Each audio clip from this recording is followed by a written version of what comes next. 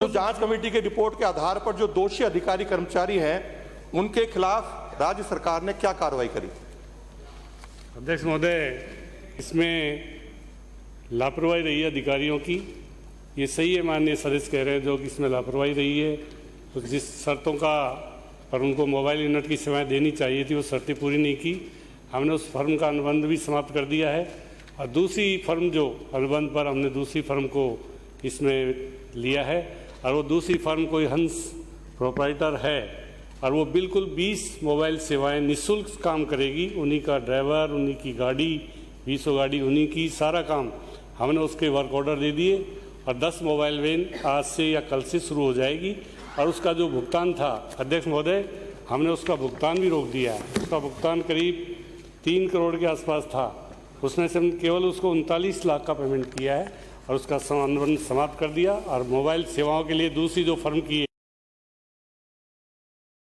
उनकी गाड़ियाँ, उन्हीं की दवाई, उन्हीं के डॉक्टर, उन्हीं का सारा स्टाफ और उन्हीं की सेवाओं को हमने उसके आदेश दे दिए गए। माननीय अध्यक्ष महोदय, माननीय मंत्री महोदय ने खुद ने स्वीकार किया कि गलती हुई है, तो गलती के लिए जो अधिकारी कर्मचारी दोषी थे उनके खिलाफ कार्रवाई सरकार करेगी।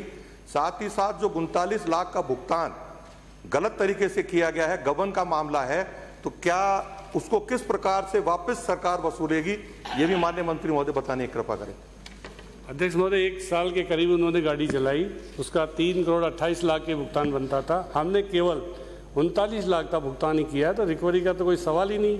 जो अधिकारियों ने इसमें लापरवाही की है, उन्होंने ठीक से उनका संचालन के लिए उनको ताकीद नहीं किया या संचालन नहीं किया, उनको हम नोटिस देकर उनके खिलाफ कार्रवाई करें।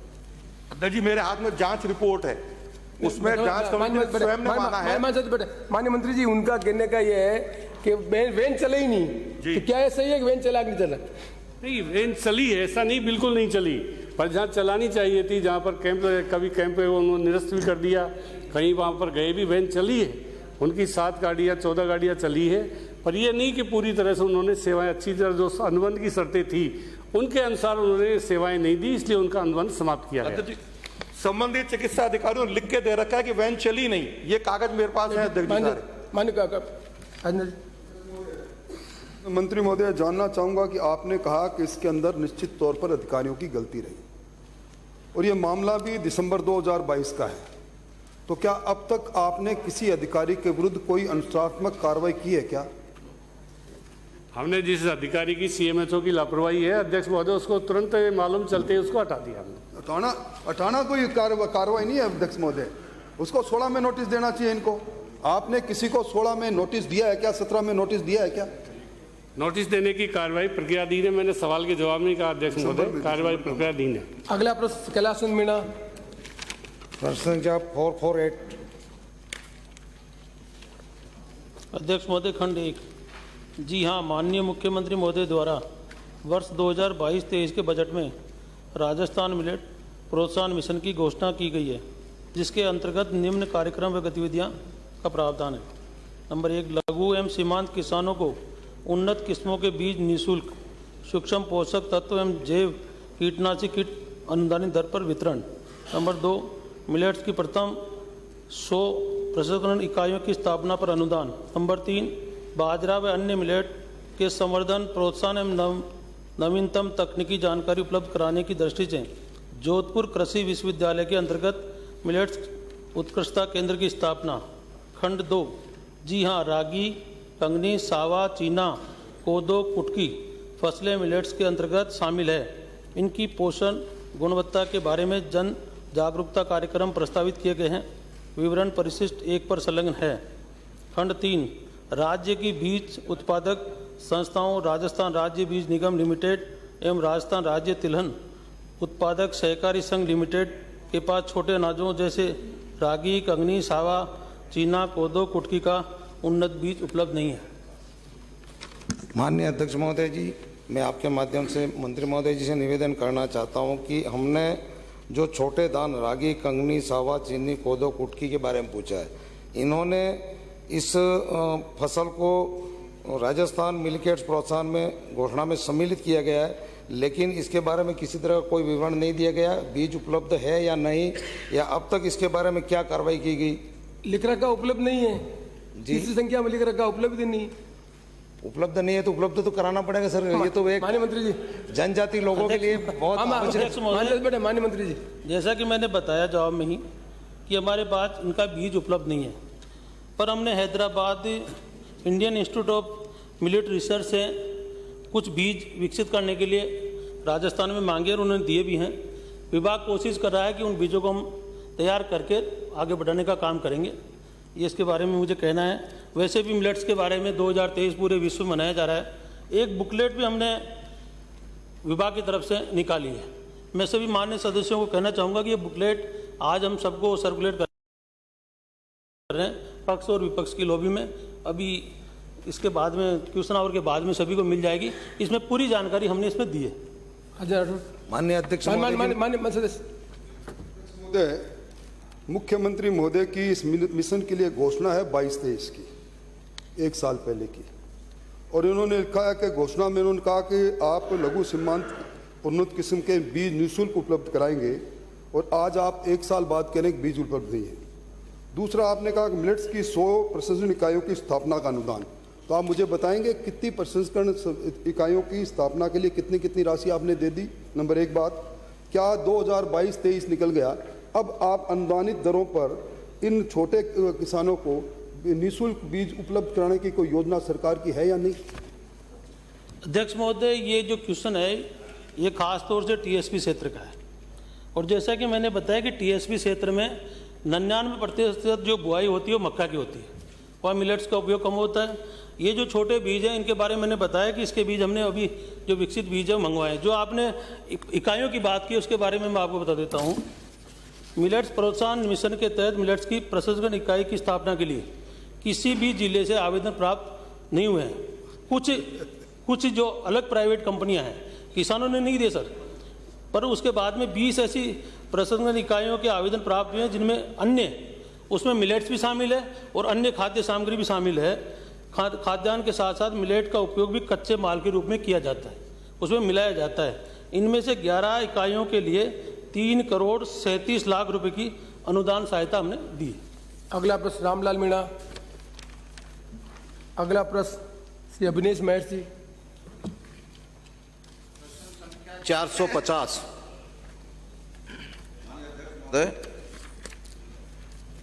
खंड 1, माननीय मुख्यमंत्री महोदय द्वारा राज्य बजट 2021-22 में प्रत्येक विधानसभा क्षेत्र में आवश्यकतानुसार 40 हैंडपंप एवं 10 नलकूप लगवाए जाने की घोषणा की गई थी।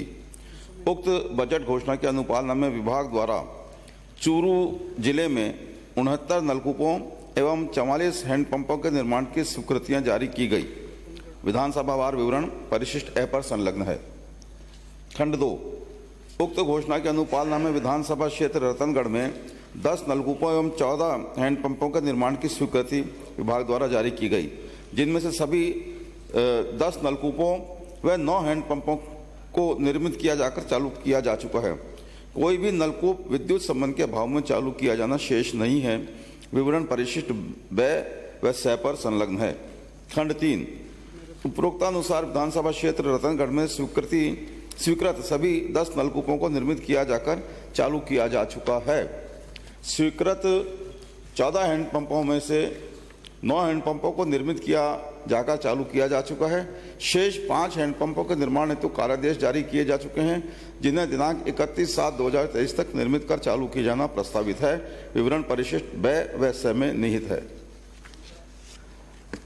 माननीय अध्यक्ष महोदय, मैं आपके माध्यम से माननीय मंत्री महोदय से पूछना चाहता हूं कि 2021-22 की घोषणा 2023-24 में शुरू, ये 2 वर्ष पूरे हो गए, और 2 वर्ष पूरे होने के बाद में भी मेरे प्रश्न पूछने के बाद ये जो 10 नलकूपों का बिंदु संख्या 3 में दिया है, ये उसके बाद में अब शुरू किए गए हैं, उसमें बाकी थे।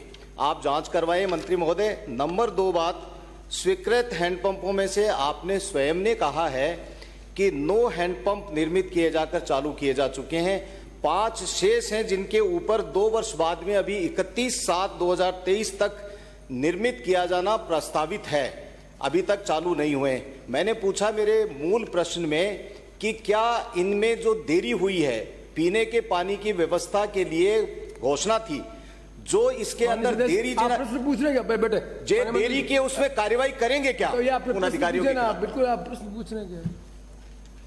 माननीय अध्यक्ष महोदय, जो 10 नलकूप चालू किए गए वो इसका विवरण मैंने दिया है। ये 2023 में 2022 में चालू हुए। और जिन 5 हैंडपंपों की आपने बात कही है, मैं आपकी बात से सहमत हूं कि निश्चित रूप से इसके अंदर इतना विलंब हुआ जो नहीं होना चाहिए था।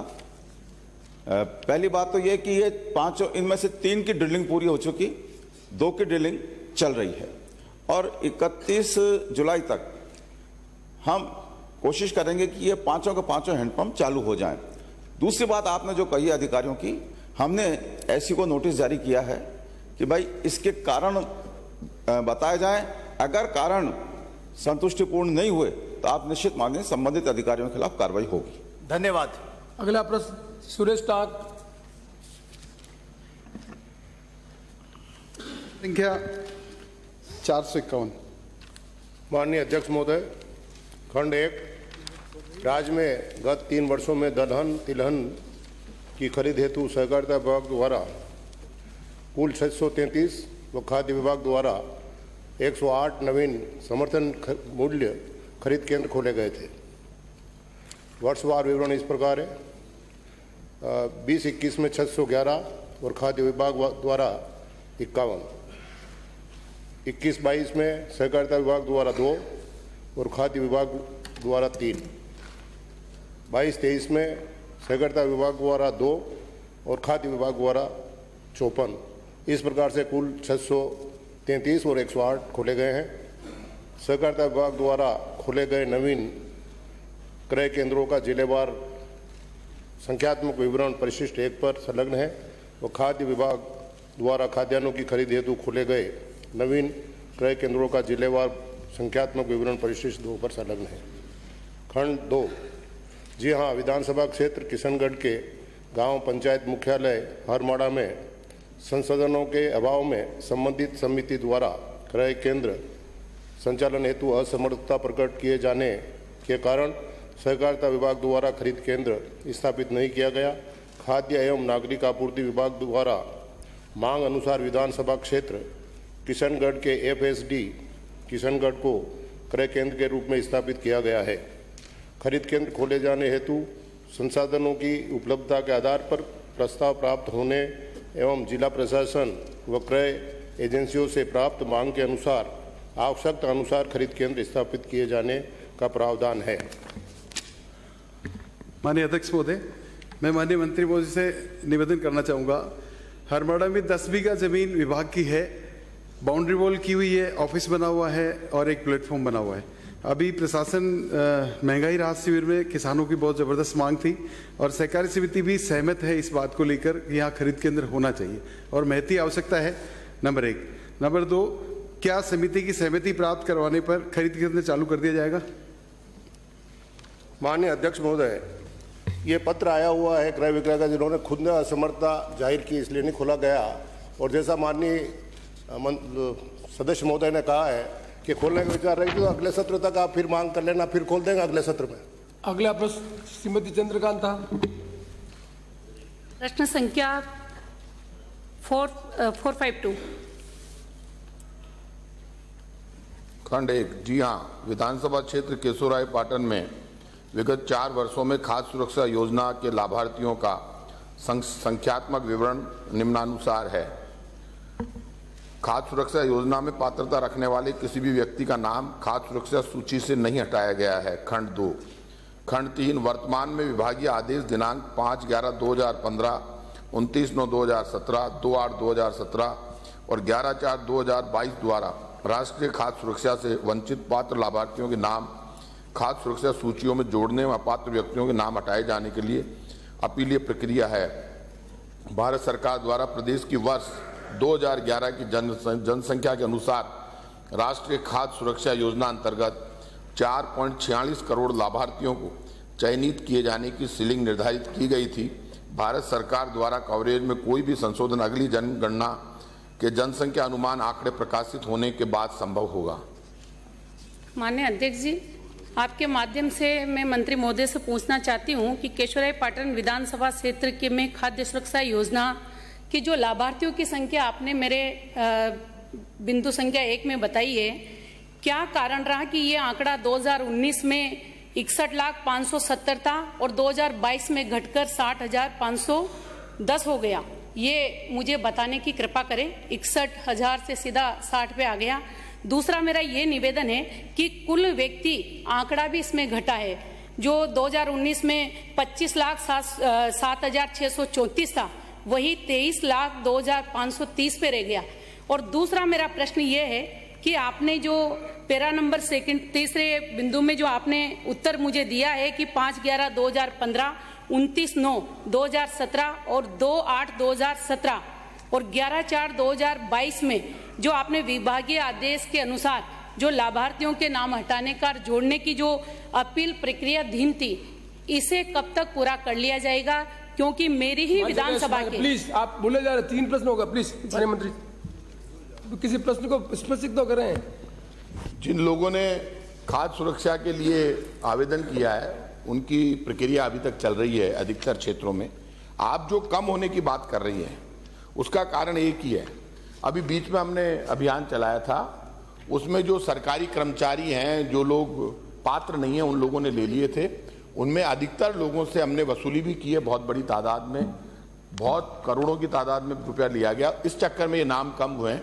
फिर भी आपको लगता है कि इसमें कोई आपके विधानसभा क्षेत्र में कोई कमी है और कोई पात्र लोग रह गए हैं, तो आप उसके लिए एसडीएम से आपको बात करनी चाहिए। फिर भी आपको लगे तो आप मुझे बताना, मैं आपकी इसमें पूरी मदद करूंगा। कोई पात्र लोग रह गए हैं तो उनको जुड़वाने की हम पूरी सरकार करेंगे। माननीय मंत्री जी, उनका प्रश्न है, बेटा 1 मिनट, ये जो 5, 11, 15, 17, 22 इसमें अपील पेंडिंग है क्या? हाँ, अपीलें पेंडिंग है पूरे राजस्थान में।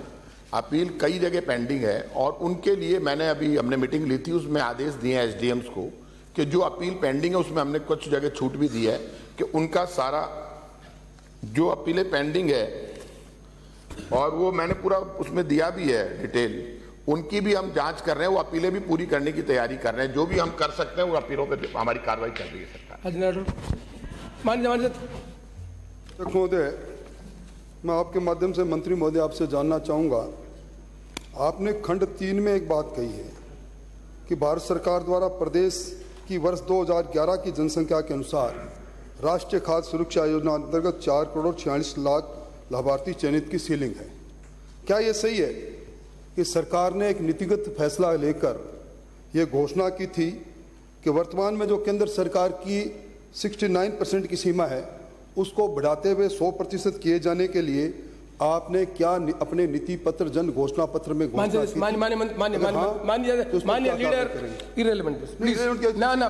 अगला प्रश्न 453 इररिलेवेंट कैसे होगा? Don't ask me questions. If I play my mind, आप अध्यक्ष की बात नहीं मानना चाहते हैं? आपने I said I'm convinced about this. आप प्लीज हाँ करिए आप I will not allow it. I will not allow it. I don't. आपको सपोर्ट चाहिए? इतना कमजोर आदमी आपका सर, आपका लीडर इतना कमजोर है, आपका लीडर कमजोर है। आप बैठे प्लीज। क्या धमका रहे हैं आप? मुझसे कह रहे हैं आप नीचे बैठे आप प्लीज। आप मुझे कह रहे धमका रहे हैं? आसन पे आरोप नहीं लगा, नीचे बैठे आप। आसन पे आरोप नहीं लगा, नीचे बैठे। मान जाटो I will not allow it. मैं आसन पे आरोप नहीं सुनूंगा, मैं आसन पे आरोप नहीं सुनूंगा। मैं I will throw him out. I will throw him out. I will आसन पे आरोप नहीं सुनूंगा। I am not cut out for this. I will not cut out for this. It is my privilege. It is my privilege. Don't. I am on leg. I am on leg. It is my privilege. You have no right to ask the question on me. I said I am on leg. I am on leg. I am on leg. I am on leg. सब चलिए अब जाइए आप। चलिए जाइए बात करती। धन्यवाद। अगला प्रश्न। आपका प्रिविलेज है। हमें घासपोत नहीं आए। नीतिगत सवाल तो नहीं होगा। नहीं होगा। ये क्या बात है? हम सवाल ही नहीं करेंगे।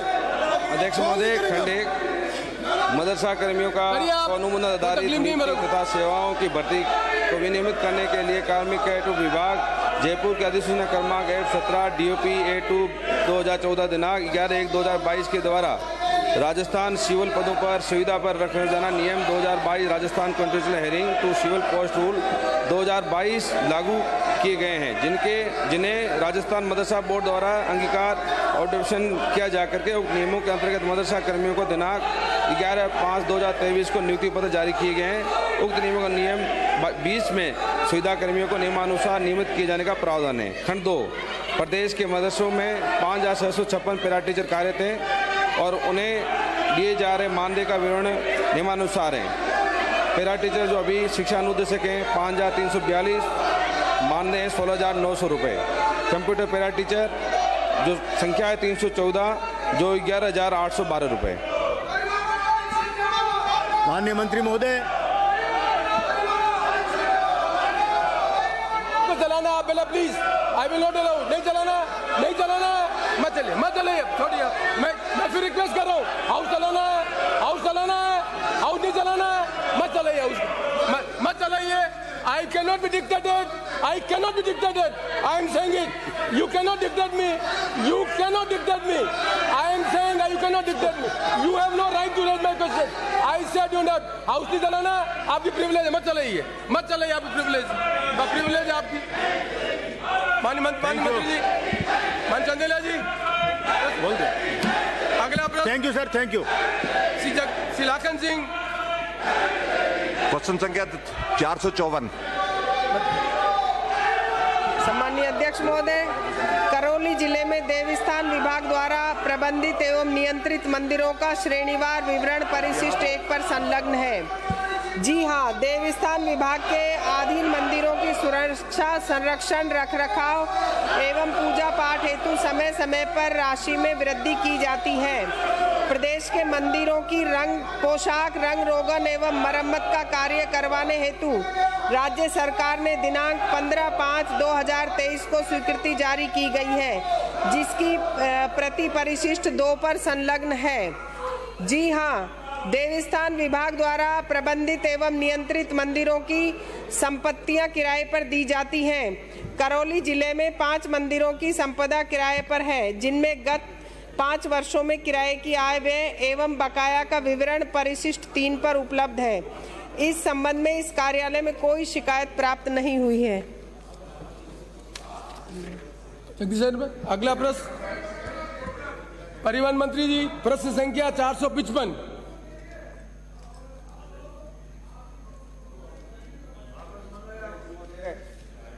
महालेखाकार से प्राप्त आंकड़ों से अंक मिलाने के पश्चात तैयारी लेखों के अनुसार विगत 5 वर्ष में सरकार को 2018-19 से 2022-23 तक ग्रीन टैक्स से प्राप्त हुई राशि का विवरण निम्नानुसार है।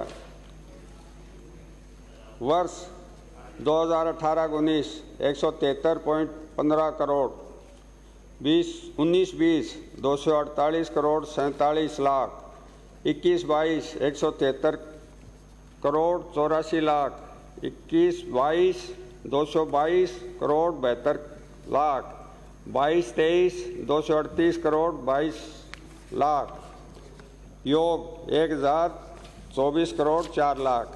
पर्यावरण एवं जलवायु परिवर्तन विभाग द्वारा राजस्थान राज्य प्रदूषण नियंत्रण मंडल में से प्राप्त सूचना के अनुसार वर्ल्ड हेल्थ ऑर्गेनाइजेशन की रिपोर्ट के अनुसार जयपुर, जोधपुर दुनिया के सबसे। माननीय मंत्री जी, इतना लंबा उत्तर है, उत्तर पड़ा हुआ माना गया। ठीक है, कितना लंबा उत्तर है, कम से कम ब्रीफ में उत्तर लेके आए, ज्यादा बढ़िया है।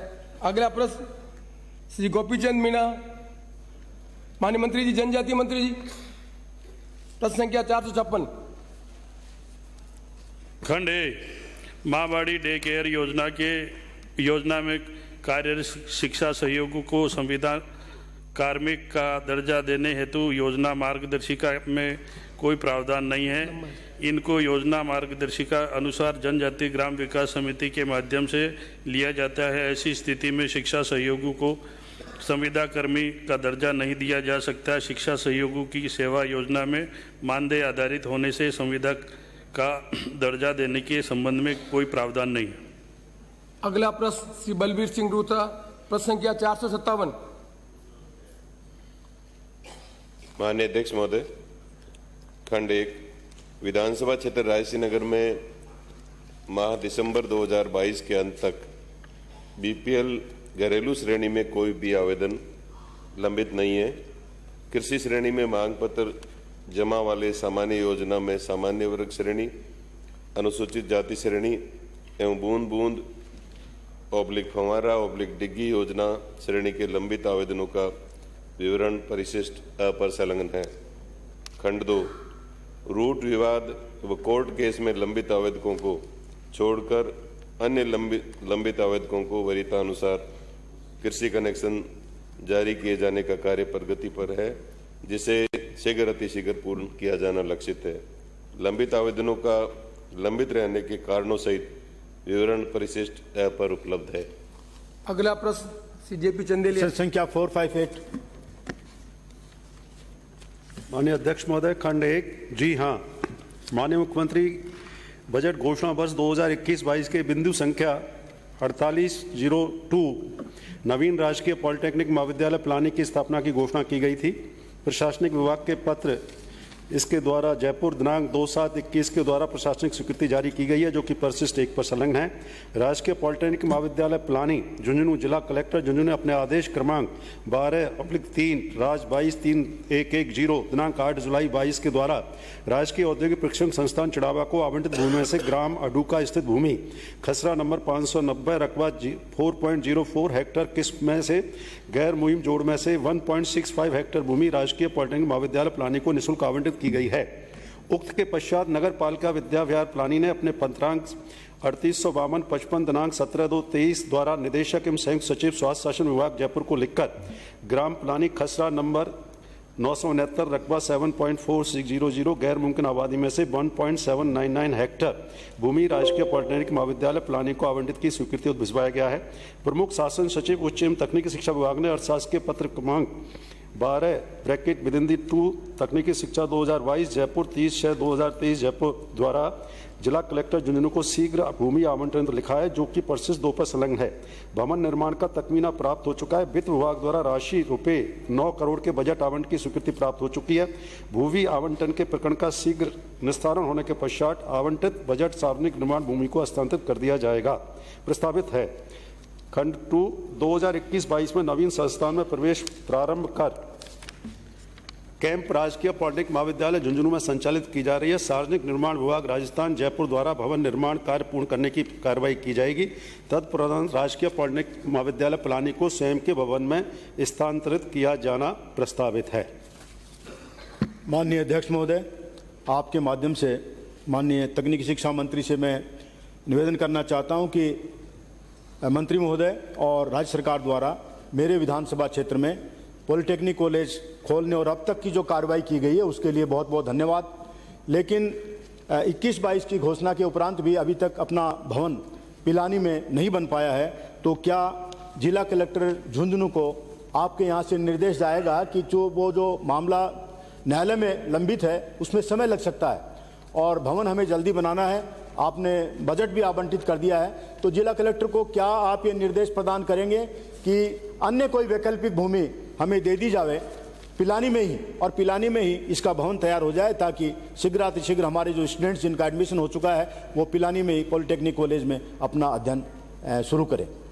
Thank you. माननीय अध्यक्ष महोदय, माननीय विधायक महोदय की जो भावना के अनुरूप ऑलरेडी एक पत्र लिखा जा चुका है और अभी आपने जो अनुरोध किया पुनः जैसे ही वैकल्पिक व्यवस्था हो जाएगी और इस व्यवस्था को भूमि का आवंटन कर देगा कलेक्टर, इसके लिए पत्र और पुनः लिख दिया जाएगा और इसका भवन निर्माण का कार्य शीघ्र शुरू करवाया जाएगा। Thank you. अगला प्रश्न 459 आबकारी मंत्री जी। खंड 1 जी नहीं, विधानसभा क्षेत्र मनोर थाना में अनुज्ञाधारी मदिरा दुकानें ही संचालित है। खंड 2 जी नहीं, विधानसभा क्षेत्र मनोर थाना में मदिरा की दुकानें रात्रि 8 बजे तक ही संचालित होती है। अगला प्रश्न 460 माननीय पशुपालन मंत्री जी। अध्यक्ष महोदय, खंड 1 वर्तमान में विधानसभा क्षेत्र सिवाना में 50 ग्राम पंचायत मुख्यालयों पर पशु चिकित्सा संस्थाएं स्वीकृत है। खंड 2 वर्तमान में विधानसभा क्षेत्र सिवाना में कुल 87 ग्राम पंचायतों में से 50 ग्राम पंचायत मुख्यालयों पर पशु चिकित्सा संस्था स्वीकृत है तथा 37 ग्राम पंचायतें पशु चिकित्सा संस्था विहीन हैं। पशु चिकित्सा संस्थाएं आवश्यकता वित्तीय संसाधनों की उपलब्धता अनुसार खोली और स्वीकृत की जाती है। खंड 3 जी नहीं, विधानसभा क्षेत्र सिवाना की पशु चिकित्सा संस्थाओं के राजकीय भवन निर्माण एवं रिक्त पदों को भरने के संबंध में कोई शिकायत प्राप्त नहीं हुई है। अगला प्रश्न श्री हरीश चंद्र मीणा।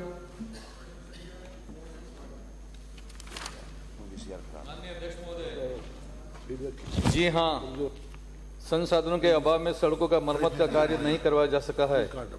बिशलपुरी परियोजना के विस्थापित के पुनर्वास हेतु देवली उनियारा बहुत आराम से, जल्दी गाड़ी दौड़ाने की जरूरत नहीं है। 51 पुनर्वास कॉलोनी का निर्माण 1988 से 2000 मध्य किया जाकर इसमें सड़कें एवं मूलभूत सुविधाएं उपलब्ध कराई गई थी। राज्य सरकार द्वारा आदेश की पालना में 51 पुनर्वास कॉलोनियों में से 45 कॉलोनियों को आवश्यक रखरखाव हेतु पंचायत राज विभाग को हस्तांतरित किया जाने से सड़कों और मूलभूत सुविधाओं का रखरखाव कार्य वर्तमान पंचायत राज विभाग ग्रामीण विकास के अधीन है। शेष 6 पुनर्वास कॉलोनियों में से 4 आबादी विकसित नहीं है। 2 कॉलोनी को पंचायत राज विभाग को हस्तांतरित किया जाना प्रक्रियाधीन है। जी हाँ खंडो। जी हाँ, बिशलपुर बांध परियोजना के विस्थापितों के लिए बनाई गई कॉलोनियों की संपर्क सड़कों के लिए माननीय मुख्य सचिव राजस्थान सरकार की अध्यक्षता में दिनांक 9/3/2023 को आयोजित बैठक में उक्त पुनर्वास कॉलोनी की मरम्मत सड़कों के जीर्णोद्धार हेतु आवश्यक कार्रवाई सार्वजनिक निर्माण विभाग द्वारा किया जाना निर्धारित किया गया है। जैसा मंत्री जी ने स्वयं स्वीकार किया है कि संसाधनों के अभाव में सड़कों का मरम्मत कार्य नहीं करवाया जा सका है। सर, ये कॉलोनियाँ सन 84-85 में स्थापित की गई थी जब बिशलपुर बांध का निर्माण हुआ था। जिन लोगों की ज़मीनें गई थी, जो गांव डूब में आए थे, उनको बाहर लाके बसाया गया था, जिनको कॉलोनी बोलते हैं। सर, आप देखिए 40 साल तक जिन सड़कों की मरम्मत नहीं हो, रखरखाव नहीं हो, जिन गाँव में सड़कें नहीं हो, उनकी स्थिति कैसी दयनीय होगी आप स्वयं समझ सकते हैं। सर, मेरा मंत्री महोदय से ये अनुरोध है, क्योंकि 2 साल तक मैंने सब जगह बात करी, चीफ सेक्रेटरी से बात करी, इरिगेशन सेक्रेटरी से बात करी, PWD सेक्रेटरी से। इरिगेशन सेक्रेटरी तो ये कहते हैं कि साहब हमने तो बना दी एक बार, ये मेंटेनेंस PWD करेगी। PWD वालों से जब मैंने बात की, वो कहते हैं साहब हमको बजट तो दिलवाओ, ट्रांसफ़र करवाओ। और पेपर ट्रांसफ़र होना है सर, इसमें फिजिकल ट्रांसफ़र कुछ नहीं है। ये 2 साल तक ये ट्रांसफ़र नहीं कर पाए कि इनको पंचायत राज में रखना है या PWD को देना है। और तीनों अधिकारी यहाँ बैठते हैं, चीफ सेक्रेटरी, PWD सेक्रेटरी और इरिगेशन सेक्रेटरी। ये तीनों में इतना भी कोऑर्डिनेशन नहीं है कि एक एजेंसी बना दें, जिसको भी करना है अपना काम करे। मंत्री जी। माननीय अध्यक्ष महोदय,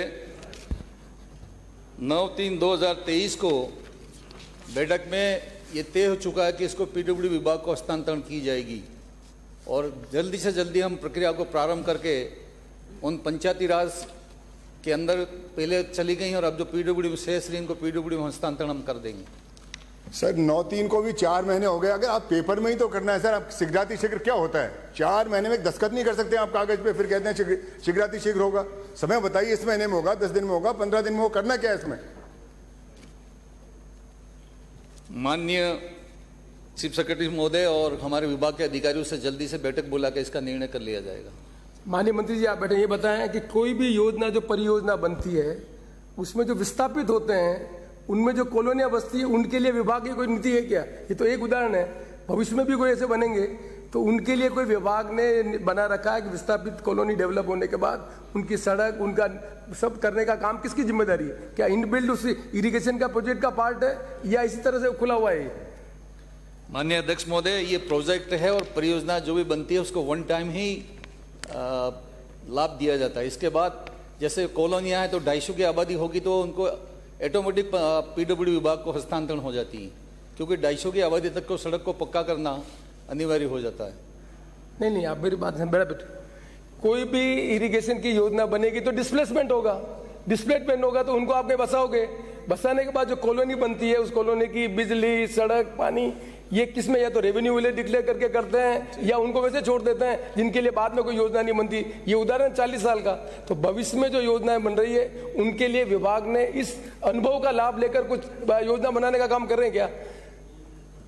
आपका मार्गदर्शन प्राप्त हुआ, इसके और हम कार्रवाई करेंगे। अगला प्रश्न श्री रामनिवास गावड़िया, 462। मंत्री जी। सप्लीमेंट्री। माननीय अध्यक्ष महोदय, खंड 1 जल जीवन मिशन के दिशा निर्देशों के अनुसार योजना की पूंजीगत लागत का सामान्य क्षेत्रों के लिए 10% तथा अनुसूचित जाति जनजाति तथा DDP क्षेत्रों के लिए 5% जन भागीदारी अंशदान लिया जाना प्रावधानित है तथा शेष राशि का आधा हिस्सा केंद्र व राज्य सरकार द्वारा वहन किया जाएगा। खंड 2 वहन किया जा रहा है। खंड 2 विगत जल जीवन मिशन योजना अंतर्गत केंद्र सरकार से राज्य सरकार को दिनांक 30/6/2023 तक राशि रुपये 10,109.10 करोड़ प्राप्त हुई है। वर्षवार विवरण परिशिष्ट ऐप पर संलग्न है। खंड 3 विधानसभा क्षेत्र परबतसर में वर्तमान में अवस्थित कुल 161 ग्रामों में से 110 ग्रामों को जल जीवन मिशन के प्रारंभ होने से पूर्व ही घर घर जल संबंध द्वारा लाभान्वित किया जा चुका था। शेष 51 ग्रामों को जल जीवन मिशन अंतर्गत घर घर जल संबंध द्वारा लाभान्वित करने हेतु वृहद पेयजल परियोजनाओं या अन्य योजनाओं की स्वीकृतियां राज्य स्तरीय योजना स्वीकृति समिति SLSSC की विभिन्न बैठकों द्वारा जारी की जा चुकी है। योजनाओं की स्वीकृति एवं प्रगति का विवरण परिशिष्ट वेब पर संलग्न है। माननीय अध्यक्ष महोदय, जल जीवन मिशन योजना के अधीन कुछ लाभार्थी परिवारों से अंशदान लिया गया तथा कुछ परिवारों से नहीं लिया गया। मैं माननीय मंत्री जी से ये पूछना चाहता हूँ कि आज गांव में जो अविश्वास का जो भाव है कि कुछ लोगों से अंशदान की राशि ली गई और माननीय मुख्यमंत्री जी ने बजट घोषणा में ये घोषणा की गई कि बाकी परिवारों से नहीं लिया गया, तो अब गांव में ये स्थिति बनी हुई है कि जो पहले कनेक्शन हुए और या जिनसे जो अंशदान लिया गया और वर्तमान में जिनसे अंशदान नहीं लिया गया उनके कनेक्शन अभी एक साथ किए जा रहे हैं। तो हम सब लोगों के सामने ये दुविधा है कि उन लोगों को समानता के भाव से हम सब लोग चाहते हैं कि माननीय मंत्री जी से कि उनको समानता की स्थिति में रखने का विचार रखती है। यदि हाँ, तो जिन परिवारों से अंशदान लिया गया है उनको कब तक वापस लौटा दिया जाएगा? माननीय अध्यक्ष महोदय, जल जीवन मिशन की गाइडलाइन के अनुसार योजना में ग्रामों की पूंजीगत लागत का सामान्य क्षेत्रों के लिए 10% तथा अनुसूचित जाति जनजाति तथा रेगिस्तानी क्षेत्रों के लिए 5% जन भागीदारी अंशदान लिया जाना प्रावधानित था। विधानसभा क्षेत्र परबतसर में योजनाओं के कार्यादेश होने से लेकर मार्च 2023 तक उपरोक्त प्रावधान के अनुसार जन भागीदारी अंशदान लिया जा रहा था। माननीय मुख्यमंत्री महोदय द्वारा वर्ष 2023 के बजट घोषणा में उपरोक्त अंशदान को राज्य सरकार द्वारा वहन किए जाने की घोषणा के पश्चात अंशदान नहीं लिया जा रहा है। विधानसभा क्षेत्र परबतसर में क्रियान्वयन सहायक एजेंसी मैसर्स कृषक सेवा संस्थान द्वारा ग्रामीण क्षेत्र में उपरोक्त प्रावधान के बारे में जानकारी देकर जागरूक किया जा रहा है। माननीय अध्यक्ष महोदय, चूंकि बजट में प्रावधान 2023 के में हुआ, 1 अप्रैल से इसको लागू किया, तो जिन्होंने 1 अप्रैल से पहले जो अंशदान दिया है वो वापस किए जाने का कोई प्रावधान नहीं है, लेकिन 1 अप्रैल 2023 के बाद से कोई अंशदान नहीं लिया जा रहा और आगे भी जब तक योजना ये पूरी होंगी अंशदान नहीं लिया जाएगा। माननीय अध्यक्ष महोदय, वर्तमान में नागौर जिले में नहरी पानी की कुल मांग कितनी है? नागौर जिले में नहरी पेयजल योजना से वर्तमान में प्रतिदिन कितना जल वितरण किया जा रहा है? माननीय मंत्री महोदय, सदन की मेज पर रखें। माननीय अध्यक्ष महोदय, वर्तमान में नागौर जिले की पेयजल की दैनिक मांग 300 MLD है, जिसके विरुद्ध औसतन 250 MLD नहरी जल प्रतिदिन दिया जा रहा है। इसके अतिरिक्त 2535 नलकूपों से लगभग 66 MLD जल उत्पादित कर जिले में वितरित किया जा रहा है। इस प्रकार जिले में कुल 306 MLD जल प्रतिदिन दिया जा रहा है। माननीय अध्यक्ष महोदय, परबतसर विधानसभा क्षेत्र के कुछ गांव जो नावा खंड में और कुचामन खंड में आते हैं, उनमें से परबतसर विधानसभा क्षेत्र की कुछ पंचायतें अभी वर्तमान में जो घोषणा हुई उसमें उनको अलग रखा गया। मैं माननीय मंत्री महोदय से पूछना चाहूँगा कि क्या सरकार उन पंचायतों को भी जल जीवन मिशन योजना के तहत जोड़ना चाहेगी? माननीय अध्यक्ष महोदय, जैसे मैंने बताया कि परबतसर विधानसभा क्षेत्र में कुल 161 ग्राम है, जिसमें से 110 ग्रामों को जल जीवन मिशन के प्रारंभ होने से पूर्व हर घर नल कनेक्शन थे। बाकी जो 51 ग्राम बचे हैं उसको उनमें 10 योजनाओं के माध्यम से कनेक्शन दिए जाने हैं। 10 में से 6 योजनाएं पूरी हो चुकी हैं और जो 4 योजनाएं प्रगतिरत हैं, अक्टूबर 2023 तक उनको पूर्ण किया जाना लक्षित है। तो पूरा कवर पर्वत विधानसभा क्षेत्र हो जाएगा। धन्यवाद। अगला प्रश्न श्री रामस्वरूप लांबा 463 सहकारिता मंत्री। माननीय अध्यक्ष महोदय, खंड 1 विधानसभा क्षेत्र नसीराबाद में 1 जनवरी 2019 से दिसंबर 2022 तक 13 ग्राम सेवा सहकारी समितियों के गठन की स्वीकृति प्रदान की गई है तथा 11 अन्य सहकारी समितियों की स्वीकृति प्रदान की गई है, जिनका विवरण परिशिष्ट 1 पर संलग्न है। खंड 2 उक्त विधानसभा क्षेत्र में 29 ग्राम सेवा सहकारी समितियों में एवं 1 क्रय विक्रय सहकारी समिति में गोदाम विद्यमान है। सूची परिशिष्ट 2 पर संलग्न है। दिसंबर 22 तक 1 ग्राम सेवा सहकारी समिति सांप्रोदा में ग्राम गोदाम निर्माण की स्वीकृति प्रदान की गई है, जो अभी निर्माणाधीन है। खंड 3 उक्त विधानसभा क्षेत्र में विगत 2 वर्षों में सहकारी समितियां को 4,593.95 मेट्रिक टन डीएपी व 3480.73 मेट्रिक टन यूरिया खाद प्रदान की गई है, जिसका विवरण परिशिष्ट 3 पर संलग्न है। अगला प्रश्न 464 खाद्य मंत्री जी। महोदय, खंड 1 जी हाँ, विधानसभा क्षेत्र सूरतगढ़ में माह जनवरी 2019 से माह दिसंबर 2022 तक 11,398 परिवारों द्वारा पंजीयन के लिए ऑनलाइन आवेदन प्रस्तुत किए गए। ग्राम पंचायतवार संख्यात्मक विवरण परिशिष्ट 1 पर संलग्न है। खंड 2 जी नहीं, विधानसभा क्षेत्र सूरतगढ़ में 6005 अपीलें लंबित है, जिनके नियमानुसार निस्तारण की कार्रवाई प्रक्रियाधीन है। अगला प्रश्न श्री रूपाराम।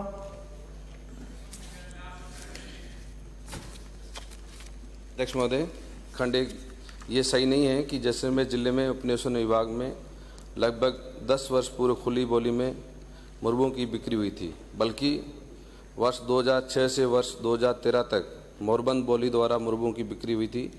कुल 3,404 प्रकरण आयुक्त उपनिवेशन विभाग के समक्ष अनुमोदन हेतु प्राप्त हुए, जिसमें से 2,523 प्रकरणों का निस्तारण किया जा चुका है। वर्तमान में जैसलमेर जिले में 823 प्रकरण लंबित थे, जिनमें से माननीय न्यायालयों से प्राप्त निर्णयों की पालना एवं आवंटी की स्वयं प्रार्थना पत्र पर 4 प्रकरणों का निरस्त कर रिफंड की कार्रवाई की गई है। शेष 819 प्रकरणों के संबंध में आयुक्त उपनिवेशन विभाग द्वारा मार्गदर्शन हेतु राज्य सरकार को प्रकरण प्रेषित किया है। प्रकरण राज्य सरकार के स्तर पर विचाराधीन है।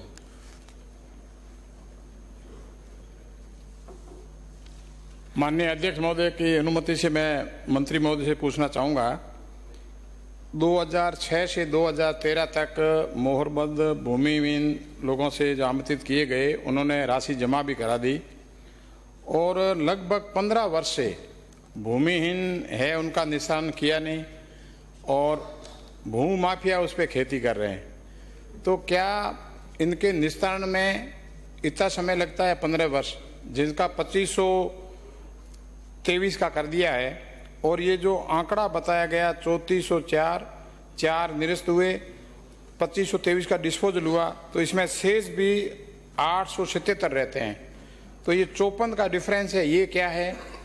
और इतने वर्ष तक सरकार द्वारा नहीं किया जाना, इसका मतलब भूमाफिया को बढ़ावा दिया जा रहा है।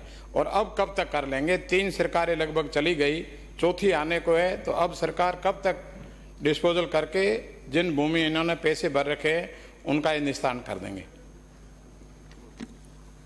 अध्यक्ष महोदय, ये बिल्कुल सही है कि किसानों का इसमें कोई दोष नहीं है और उन्होंने नियमानुसार राशि भी जमा कराई है। इसमें 819 प्रकरण तो जैसलमेर के हैं और 62 प्रकरण जो हैं बीकानेर के हैं। उसमें हमारा वित्त विभाग और विधि विभाग की दोनों की हमें अलग अलग राय प्राप्त हुई है। नियमों के अनुसार विधि विभाग कह रहा है कि जो नियम के अनुसार जो है राशि आप बढ़ा के ले नहीं सकते, और फाइनेंस विभाग की अलग से राय आ रही है।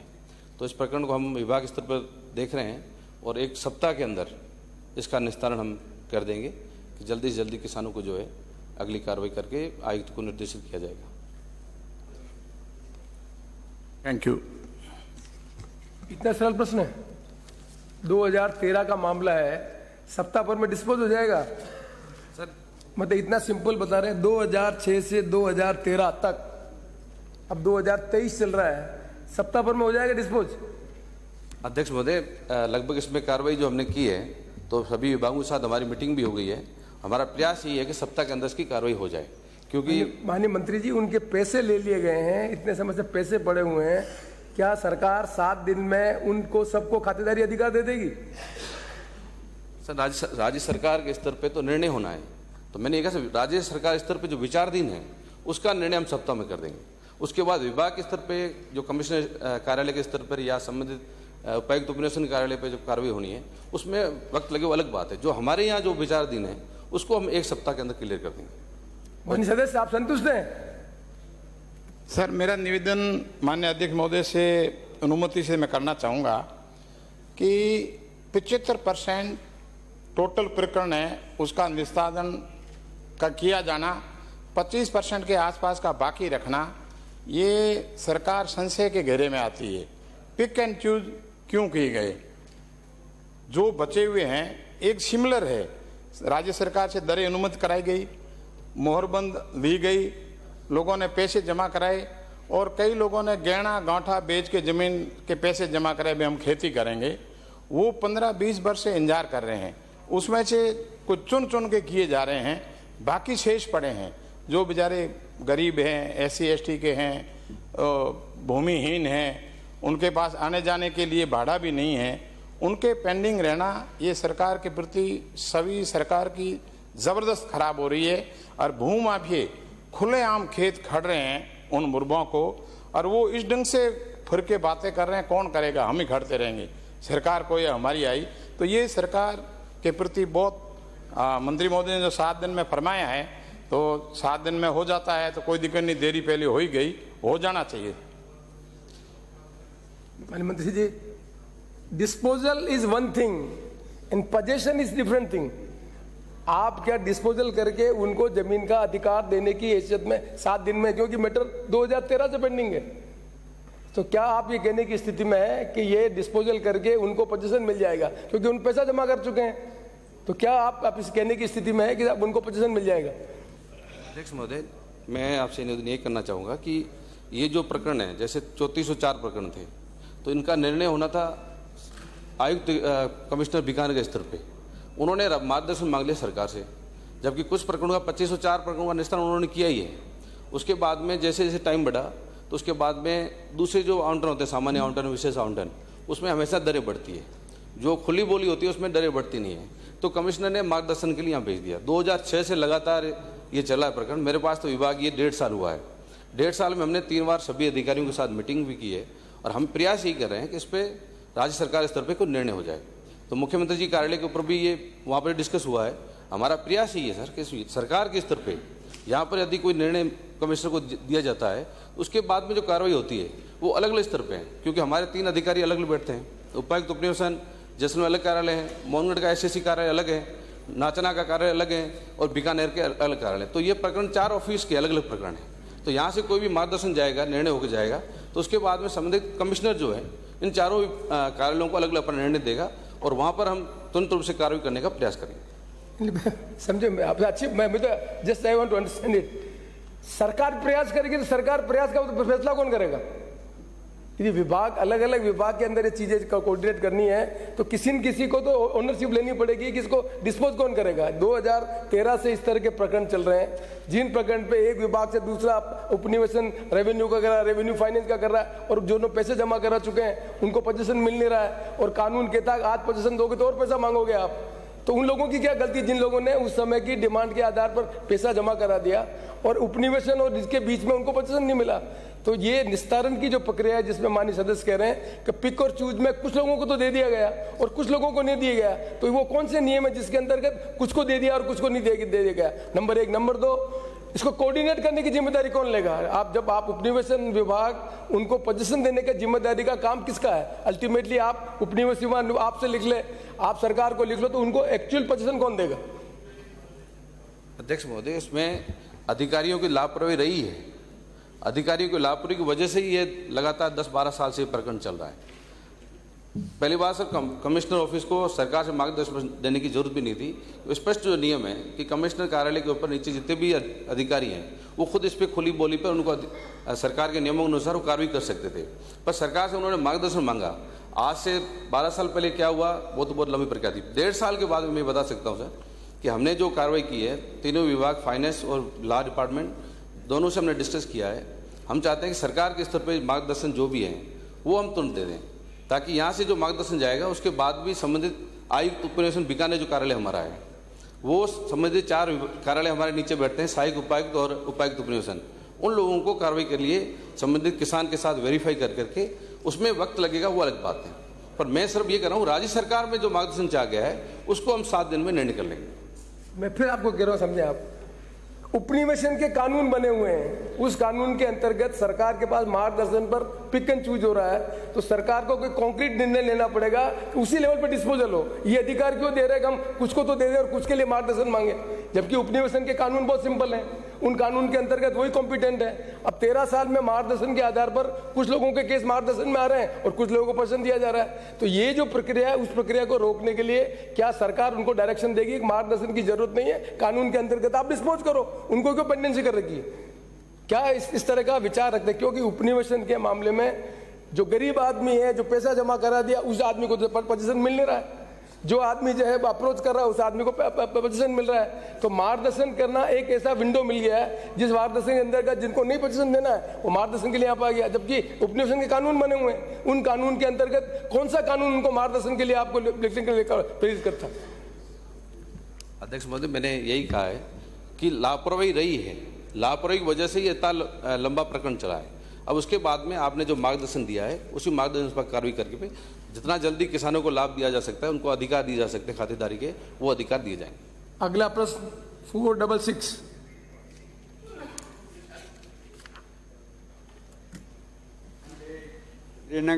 श्री गंगानगर जिले में कुल 41 ग्राम पंचायत मुख्यालय परिवहन सेवा से वंचित हैं, जिसका विवरण परिशिष्ट 1 पर संलग्न है। खंड 2, विगत 2 वर्षों में बीकानेर संभाग में निजी बसों को 872 नए परमिट जारी किए गए हैं तथा बसों का संचालन बंद नहीं किया गया है। राजस्थान राज्य पथ परिवहन निगम द्वारा बीकानेर संभाग में विगत 2 वर्षों में 35 नई बसें संचालित की गई हैं तथा 7 मार्गों को बसों का संचालन बंद किया गया है, जिसका विवरण क्रमशः परिशिष्ट 2 पर, परिशिष्ट 2 व 3 पर संलग्न है। राज्य सरकार द्वारा वर्ष 21-22 की बजट घोषणा में परिवहन सेवा से वंचित रही लगभग 6000 ग्राम पंचायतों को आवश्यकता अनुसार परिवहन सेवा से जोड़े जाने हेतु ग्रामीण परिवहन सेवा का संचालन किए जाने संबंधी घोषणा के क्रियान्वयन संबंधी कार्यवाही प्रक्रियाधीन है, जिसकी अद्यतन वस्तुस्थिति परिशिष्ट 4 पर संलग्न है। निजी बस संचालकों द्वारा ग्रामीण क्षेत्रों हेतु स्वीकृत मार्गों पर आवेदन करने पर नियमानुसार परमिट जारी किए जाते हैं। अगला प्रश्न 467, जनजाति मंत्री जी। माननीय अध्यक्ष महोदय, जी हाँ, सरकार द्वारा टीएसपी क्षेत्र में जनजाति कृषकों को सौर ऊर्जा से सिंचाई हेतु योजना की घोषणा की गई है। वर्ष 2022-23 में बजट घोषणा संख्या 304 अंतर्गत उदयपुर जिले में 3 कार्यों की स्वीकृतियां जारी कर कार्य प्रगति पर है। कार्य पूर्ण होने पर कुल 253 कृषकों को लाभान्वित किया जाएगा। कुल कितने कृषक हैं जिनको लाभान्वित करना था? बेटे आप बताएं, कुल कितने कृषकों को इस योजना के अंतर्गत लाभान्वित करना था? बजट घोषणा कितने? कोई टारगेट रख रखा किसान का कि टारगेट नहीं रख रखा था? सरकार ने उसमें टोटल 765 काश्तकारों को बजट घोषणा में। चलिए अगला प्रश्न 468, ऊर्जा मंत्री जी।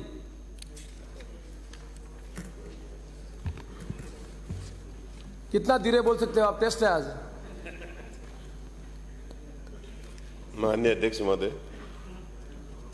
खंड 1 पाली जिले में कृषि कनेक्शन हेतु मांग पत्र राशि का निर्धारण वर्तमान में राज्य सरकार द्वारा जारी कृषि कनेक्शन नीति 2017 में वर्णित प्रावधानों के अनुसार किया जाता है, जिसका विवरण परिशिष्ट ऐप पर उपलब्ध है। खंड 2 कृषि कनेक्शन नीति 2017 एवं वितरण निगमों से जारी आरई आदेशों में कृषि कनेक्शन हेतु मांग पत्र जमा करवाने के पश्चात बूंद बूंद फव्वारा तथा डिग्गी योजना व अनुसूचित जाति तथा राज्य के जनजाति उप योजना क्षेत्र व शहरिया क्षेत्र के अनुसूचित जनजाति श्रेणी व सामान्य वर्ग श्रेणी के आवेदकों को तुरंत प्राथमिकता के आधार पर एवं सामान्य श्रेणी के मांग पत्र जमा होने पर वरीयता अनुसार कृषि कनेक्शन जारी किए जाने का प्रावधान है। खंड 3 पाली जिले में माह जुलाई 2020 से पूर्व मांग पत्र राशि जमा वाले वर्तमान में लंबित कृषि आवेदकों का लंबित रहने के कारणों सहित विवरण परिशिष्ट ब पर उपलब्ध है। अगला प्रश्न 469 आयुर्वेद मंत्री जी। माननीय अध्यक्ष महोदय, खंड 1 विधानसभा क्षेत्र पिंडवारा में आयुर्वेद चिकित्सा अधिकारियों के कुल 31 पद स्वीकृत हैं, जिनमें से 21 कार्यरत हैं एवं 10 पद रिक्त हैं। विवरण परिशिष्ट पर संलग्न है। विभागांतर्गत आयुर्वेद चिकित्सा अधिकारियों के रिक्त पद निम्न कार्रवाई कर भरे जाने हैं। विभागांतर्गत आयुर्वेद चिकित्सा अधिकारी के 652 रिक्त पदों को भरे जाने हेतु विज्ञापन जारी किया जा चुका है। अग्रिम कार्रवाई प्रक्रियाधीन है, जिसके पूर्ण होने पर नियमानुसार रिक्त पदों को भरा जा सकेगा। खंड 2 जी नहीं वर्तमान में आयुर्वेद विभाग अंतर्गत विधानसभा क्षेत्र आबू पिंडवारा में 1 चिकित्सालय एवं 27 औषधालय कुल 28 आयुर्वेद चिकित्सालय औषधालय संचालित हैं। माननीय मंत्री जी, इसमें आपने बताया है कि 31 पद में से 10 पद रिक्त हैं। आप बैठे पहले आराम से। 10 पद रिक्त हैं, उन 10 पद कब से रिक्त हैं? सर, मैं अलग अलग बता सकता हूं। पिंडवारा में 1 पद 1/1/2021 से रिक्त है। दूसरा उपलागढ़ में 9/1/2011 से रिक्त है। निचला फिर है मूंगथला रिक्त पद है 22 से 5/6/2022 से। गिरवर में 26/8/2022 से। भैंसा सिंह में 31/1/2023 से। और में 28/8/2022 से। आबू पर्वत फिर 1 पद है पेशुआ में 25/8/2018 से। भूला में जो है 1/9/2022 से। बाटेरा में 17/6/2022 से। माननीय अध्यक्ष महोदय, मैं एक बार बताना चाहूँगा कि अभी 135 की हमने डीपीसी करके उसकी भी परमिशन के लिए फाइनेंस को भेज दिया है। तो करीब करीब हमारे पद प्रक्रिया चल रही है, जो अगस्त तक शायद पूरी हो जाएगी। 787 पदों पर हम भर्ती कर रहे हैं। जैसे ही भर्ती शायद अगस्त के महीने तक हो जाएगी कंप्लीट होकर के, और उनको भर दिया जाएगा। प्रश्नकाल समाप्त हुआ। मुझे माननीय सदस्यों को सूचित करना है कि निम्नांकित स्थगन प्रस्तावों की सूचना प्राप्त हुई है। प्रदेश में बिगड़ती कानून एवं व्यवस्था के संबंध में निम्नांकित माननीय सदस्यों की ओर से प्रस्ताव प्राप्त हुए हैं। श्री राजेंद्र राठौड़, श्री छगन सिंह, श्री नारायण सिंह देवल, श्री जोराराम कुमावत, श्री जोगेश्वर गर्ग, श्री अमेर सिंह भायल, श्री अर्जुन लाल जिनगर, श्री चंद्रमान सिंह आख्या, श्री गोपाल शर्मा, श्री सतीश पूनिया, श्री धर्मेंद्र कुमार, श्री अमृतलाल मीणा, श्री राम प्रताप कासनिया, श्री बिहारी लाल, श्री मदन दिलावर, श्री संजय शर्मा, श्री सुभाष पूनिया, श्री गुरदेव सिंह, श्री ज्ञानचंद पारक, श्रीमती अनिता बधेल, श्री अभिनेश महर्षि, श्री रामस्वरूप लांबा, श्रीमती चंद्रकांता मेघवाल, श्री रामलाल शर्मा, श्री निर्मल कुमावत, श्री मंजीत धर्मपाल चौधरी, श्री सुमित गोदारा एवं श्री जगसी राम, श्री नरेंद्र नागर एवं श्री कालूराम, श्री बलवीर सिंह लूथरा, श्री गोविंद प्रसाद, श्री ललित कुमार ओसवाल, श्री गोपीचंद मीणा, श्री धर्मनारायण जोशी, श्री सुरेश जी रावत, श्रीमती संतोष, श्री फूल सिंह मीणा, श्री पब्बाराम, श्री वासुदेव देवनानी, श्री नारायण बेनीवाल एवं श्री पुखराज, श्री बाबूलाल जाडोल।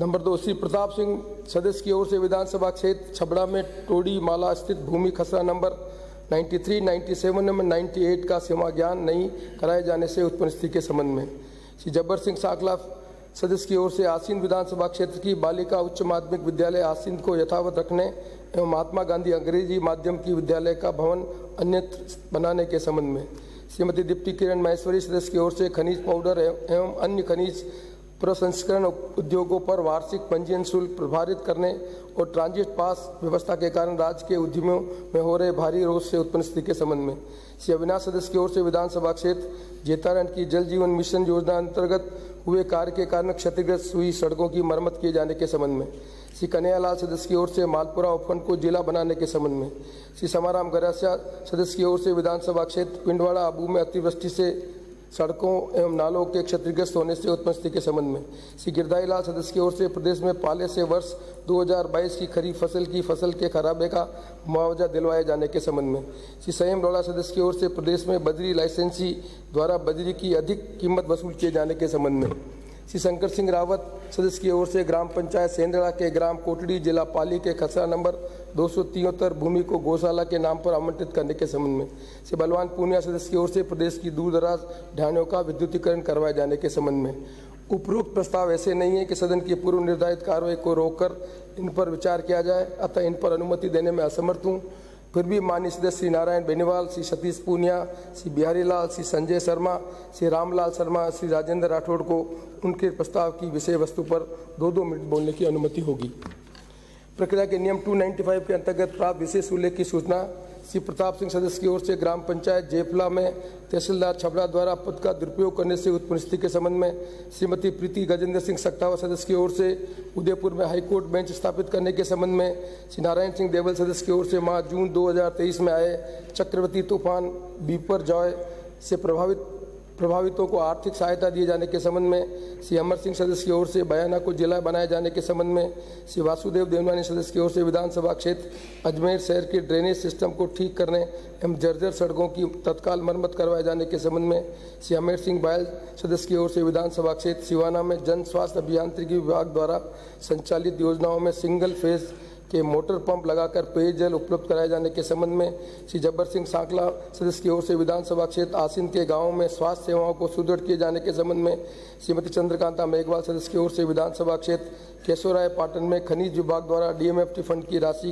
को क्षेत्र के विकास हेतु खर्च किए जाने के संबंध में श्री फूल सिंह मीणा सदस्य की ओर से यूआईटी उदयपुर के पेराफेरी क्षेत्र में वर्षों से निवासरत परिवारों के भूखंडों का नियमन कर पट्टे जारी करने के संबंध में श्रीमती संतोष सदस्य की ओर से अनूपगढ़ क्षेत्र में सिंचाई के पानी का रेगुलेशन 4 में से 2 समूह में परिवर्तन कर किसानों को सिंचाई का पानी उपलब्ध कराए जाने के संबंध में श्री नरेंद्र नागर सदस्य की ओर से जिला झालावाड़ में किसानों को खरीफ सीजन वर्ष 2022 में हुए फसल खराबे का बीमा क्लेम एवं मुआवजा नहीं मिलने से उत्पन्न स्थिति के संबंध में श्री संदीप शर्मा सदस्य की ओर से प्रदेश में विद्युत विभाग द्वारा बिजली के बिलों में सरचार्ज बढ़ाने से विद्युत बिलों में वृद्धि होने से उत्पन्न स्थिति के संबंध में श्री अशोक लाठी सदस्य की ओर से विधानसभा क्षेत्र सांगानेर में बरसाती एवं दूषित जल भराव की समुचित निकासी की व्यवस्था समुचित करने के संबंध में श्री अशोक डोगरा सदस्य की ओर से विधानसभा क्षेत्र बूंदी की क्षतिग्रस्त महत्वपूर्ण सड़कों का पुनर्निर्माण करवाए जाने के संबंध में श्री अविनाश सदस्य की ओर से विधानसभा क्षेत्र जेतारण में पिछले कई वर्षों से सड़कों का नवनिर्माण नहीं होने एवं क्षतिग्रस्त सड़कों की मरम्मत पर समय पर मरम्मत नहीं होने से उत्पन्न स्थिति के संबंध में माननीय सदस्यों को उनके द्वारा दी गई सूचना को पढ़ने की अनुमति होगी। श्री नारायण बेनीवाल।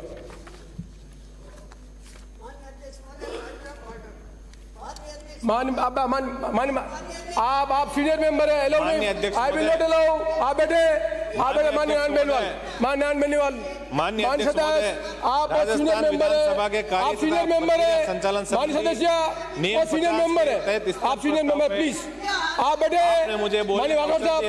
माननीय राठौड़ साहब प्लीज आप बैठे, आपको बोलने का मौका देंगे। बैठो आप बैठे, आपको मौका देंगे माननीय नारायण बेनीवाल। उसके लिए मैं आपको धन्यवाद देना चाहूंगा। माननीय महोदय, आज कानून व्यवस्था को लेके माननीय Pukhra ji, I will not allow it. आपका पार्टी का आदमी बोला मैं बंद कर दूंगा।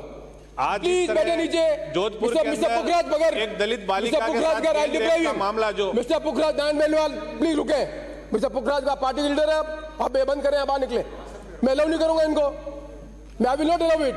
माननीय अध्यक्ष So, महोदय, please, बेटा मैम, बहुत संवेदनशील मुद्दा है। गलत बात है ये, गलत परंपरा डाल रहे हैं। सदन का आखिरी सेशन है और गलत परंपरा डाल रहे हैं। मैं सीनियर लीडर राजेंद्र राठौड़ को नाराज कर सकता हूं, तो आपको नाराज नहीं करूंगा। गलत परंपराओं को मैं लागू नहीं करने दूंगा। माननीय नारायण बेनीवाल। माननीय अध्यक्ष महोदय, ये हमारे विधायकों की पीड़ा है, क्योंकि दोनों दलित समाज से आते हैं और जिस तरह से कल राजस्थान को शर्मसार करने वाली घटना जोधपुर के अंदर एक दलित नाबालिग के साथ जो सामूहिक गैंग रेप की घटना, और वो भी सरस्वती के पावन प्रांगण में राजस्थान जोधपुर विश्वविद्यालय के अंदर जो घटना घटित हुई, हम उसकी कड़ी शब्दों में हम सबको निंदा भी करनी चाहिए। माननीय अध्यक्ष महोदय, आज राजस्थान अपराधों के अंदर पहले पायदान की ओर निरंतर अग्रसर है और कानून व्यवस्था राजस्थान की वेंटिलेटर पे है। मुझे ऐसा लग रहा है कि मुख्यमंत्री जी रात कैंप के द्वारा जो लोगों को रात बांटने का प्रयास कर रहे हैं, इससे सिर्फ अपराधियों को ही रात मुझे लग रहा है महसूस हो रही है। मैं तो इतना निवेदन आपके माध्यम से इस सदन में बैठे समस्त पार्टियों के लोगों से करूंगा कि ऐसे संवेदनशील मौकों के ऊपर हमें किसी भी विचारधारा को नहीं दे के हमारा ये प्रयास रहना चाहिए कि हम सब मिलके और राजस्थान को हम सुंदर राजस्थान हम लोग कैसे बना सकें। आज जहां भी अखबार का पन्ना सुबह खोलते हैं, कहीं ना कहीं रक्त से भरे हुए फोटो, कहीं कोई सा माफिया, कहीं कोई सा माफिया। इन माफियाओं के चंगुल में राजस्थान फंसता हुआ नजर आ रहा है। और सबसे बड़ी विडंबना कि सरकार ध्यान नहीं दे रही है, क्योंकि सरकार का जो लास्ट का 3-4 महीने बाद चुनाव है, तो अधिकतर मंत्रियों का और विधायकों का मैं आरोप नहीं लगाना चाहूंगा, लेकिन जब बाढ़ ही खेत को खाने लग जाएगी तो उस फसल की रक्षा कौन करेगा। अधिकतर मंत्रियों के, अधिकतर विधायकों के आज इन माफियाओं के साथ नाम अखबारों के अंदर जग जाहिर हो रहे हैं। मैं माननीय अध्यक्ष महोदय, आप बड़े संवेदनशील व्यक्तित्व के धनी हैं, आपसे मैं जरूर गुजारिश करूंगा कि इन 2-3 महीनों के अंदर जब प्रशासन की ब्यूरोक्रेसी इस प्रदेश के अंदर तेजी से हावी होती जा रही है, तो कहीं ना कहीं हम सबको मिलकर ऐसी व्यवस्थाएं इस राजस्थान के अंदर बनानी है कि जो अपराध मुक्त की बात हम करते हैं, भय मुक्त समाज की हम बात करते हैं, तो अपराध मुक्त राजस्थान कैसे बने। इन गैंग रेप के दोषियों को फांसी की सजा तक हम सब मिलके इसको अच्छे कोई केस के ऑफिसर स्कीमों में लेके और जल्दी से जल्दी इन लोगों को फांसी तक हम कैसे पहुंचा सकें, ताकि प्रदेश के अंदर मैसेज जाए कि सरकार में और सदन में बैठा हर व्यक्ति जो है वो कहीं ना कहीं इसके लिए चिंतित है, संवेदनशील है। और एक 7 वर्षीय अबोध बालिका के साथ विद्यालय के कार्मिक के द्वारा जो गैंग जो बलात्कार की जो घटना जो जोधपुर जिले की है, माननीय अध्यक्ष महोदय, मैं आपसे निवेदन करूंगा कि हम सब लोगों को मिलकर इस चीज की चिंता करनी है कि हम राजस्थान को अपराध से कैसे बचाएं, अपराधियों से कैसे बचाएं। आपने मुझे बोलने का अवसर दिया, उसके लिए बहुत बहुत धन्यवाद। सतीश पुनिया। धन्यवाद अध्यक्ष महोदय। किसी भी प्रदेश की कानून व्यवस्था उसकी प्रगति और वैभव का कारक होती है। राजस्थान की दुनिया में साख थी, यहाँ लोग रिहाइश के लिए आते थे, व्यापार के लिए आते थे, पर्यटन के लिए आते थे, लेकिन इस पूरे 5 वर्षों में राजस्थान की सरकार जब ढलान पर है तो एक यक्ष प्रश्न कानून व्यवस्था के तौर पर राजस्थान के जनमानस के सामने खड़ा है। पूरी दुनिया में राजस्थान शर्मसार हुआ है। माननीय अध्यक्ष महोदय, राजस्थान में अपराध के आंकड़ों की शुरुआत करें तो 10,92,000 ये मुकदमे रजिस्टर हुए हैं। ये राजस्थान की धरा पर पहली बार हुआ है। माननीय अध्यक्ष महोदय, राजस्थान में अपराधों की फहरिस्त इतनी लंबी है कि नेशनल क्राइम रिकॉर्ड ब्यूरो इस बात की पुष्टि करता है कि 17 बलात्कार प्रतिदिन और 7 हत्याएं ये राजस्थान की सरकार की कानून व्यवस्था का आलम है। छोटे छोटे आंकड़े हैं। 10 साल से कम उम्र की बच्चियों के साथ दुष्कर्म की घटनाएं ये देश में 1 नंबर पर हैं। 848 10 साल से कम उम्र की बच्चियों के साथ दुष्कर्म की घटनाएं होती हैं। आप सामाजिक विकृति मान सकते हैं, लेकिन कोई भी लोक कल्याणकारी सरकार अपने जनता के लिए, प्रजा के लिए सुरक्षा का भरोसा देती है। लेकिन दृश्य देखिए, किस तरीके से एक शिक्षिका को, जमुआ रामगढ़ की एक शिक्षिका को जिंदा जला दिया जाता है। एक वृद्धा के चांदी के कड़े पैर काट कर ले लिए जाते हैं।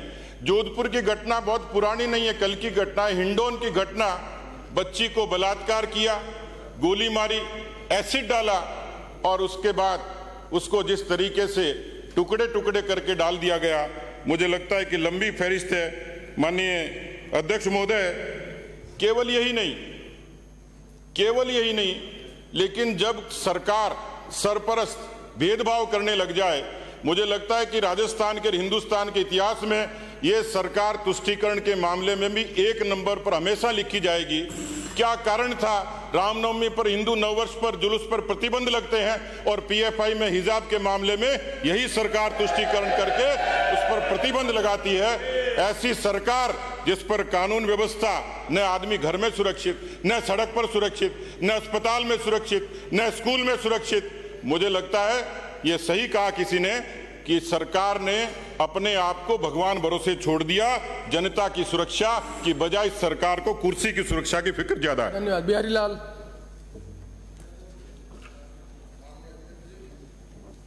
प्रदेश की लॉ एंड ऑर्डर की स्थिति पर उपनेता प्रतिपक्ष ने जो आईना दिखाया, उसी को आगे बढ़ाते हुए अपराधियों बेखौफ किस तरह की गैंगवार, पुलिस अभिरक्षा में मर्डर, भरतपुर अमोली पोल की टोल की घटना, नागौर कोर्ट में हत्या, जोधपुर में पुलिस सुरक्षा में हत्या और आज सुबह की कल की जो घटना जोधपुर की लोमहर्षक घटना, करौली में दलित युवती को गैंगरेप के बाद गोली मार के हत्या, एसिड से उसको जला देने का प्रयास, कुएं में फेंक, खाजूवाला में भक्षक बन बैठे और पुलिस ने गैंगरेप करके दलित युवती को मौत के घाट उतार दिया।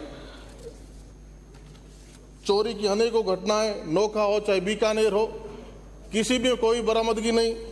और डूंगरगढ़ की जो घटना, माननीय सभापति, माननीय अध्यक्ष, आपके सामने बताऊं, 30 जून को 16 वर्षीय छात्रा योगेश्वरी सोनी, स्कूल की एक शिक्षिका निदा पहली जो उसको भगा के ले जाती है।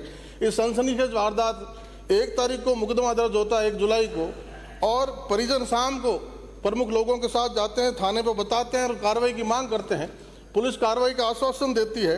जब 3 जुलाई तक भी कार्रवाई कोई खास नहीं होती तो थाने पर शांतिपूर्ण धरना लगाया जाता है। 5 जुलाई को पुलिस कहती है कि लड़की को दस्तयाब कर लिया गया है। परिजन और पूरे शहर के प्रमुख लोग पुलिस का धन्यवाद करते हुए शहर में एक शांतिपूर्ण जुलूस निकालते हुए धरना समाप्त कर देते हैं। लेकिन माननीय अध्यक्ष जी, पुलिस की रीत देखिए कि 5 दिन बाद, छठे दिन 11 जुलाई को 370/23 नाम FIR दर्ज होती है।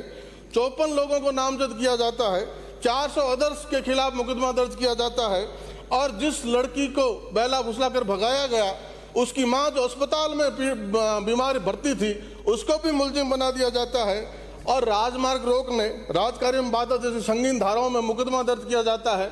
शहर के सप्रांत लोगों ने ये जो सनसनीखेज वारदात पूरे जिले में ना फैले, पूरे जिले की लॉ एंड ऑर्डर स्थिति ना बिगड़े, उसको सहेजने के लिए पूरा प्रयास पुलिस और प्रशासन के बीच किया। लेकिन उनके खिलाफ 7 दिन बाद धरना, 7 दिन बाद एक मुकदमा दर्ज होता है। उनकी आवाज दबाने के लिए किस तरह कोई शांतिप्रिय व्यक्ति कैसे प्रशासन और पुलिस के बीच में सामंजस्य स्थापित कर पाएगा? उनको दबाने के लिए, पीड़ित करने के लिए, प्रताड़ित करने की जो FIR दर्ज होती है, 7 पेज की FIR है। 7 पेज की FIR में 20 जगह मुस्लिम समाज की धार्मिक भावनाओं को भड़काने का प्रयास किया गया। ऐसा कहीं डूंगरगढ़ में नहीं हुआ। अगर ऐसा होता तो पूरे बीकानेर जिले में आग फैलती। लेकिन सांप्रदायिक सौहार्द को बनाए रखते हुए डूंगरगढ़ की जनता ने बहुत धीरज का परिचय दिया। लेकिन पुलिस ने राजनीतिक दबाव में, इस सरकार के दबाव में उनके खिलाफ झूठे मुकदमे दर्ज किए। आज श्रावण मास की सोमवार है। पुलिस ने जो जनता ने ताकत दी है, उस ताकत को लेकर सरकार और पुलिस भस्मासुर बनी बैठी है।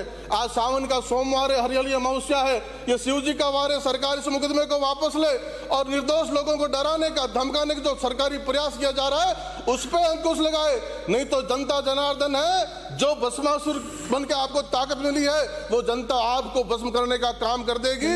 हमारी आपसे आग्रह से अध्यक्ष महोदय कि 54 लोगों पर नामजद मुकदमा दर्ज हुआ है, 400 लोगों पर अन्य मुकदमा दर्ज हुआ है, उनके इस मुकदमे को वापस लिया जाए और उनको न्याय दिया जाए। इस तरह का प्रयास फिर से ना हो। धन्यवाद। संजय शर्मा। नियम 50 के तहत आपने मुझे बोलने की अनुमति दी, उसके लिए आपका बहुत बहुत धन्यवाद। माननीय अध्यक्ष महोदय, 2019 में 2018 में जब इस सरकार की नींव रखी गई थी तो थानागाजी सामूहिक बलात्कार कांड से इस सरकार के जो कृत्य थे उससे पूरा देश शर्मसार हुआ था।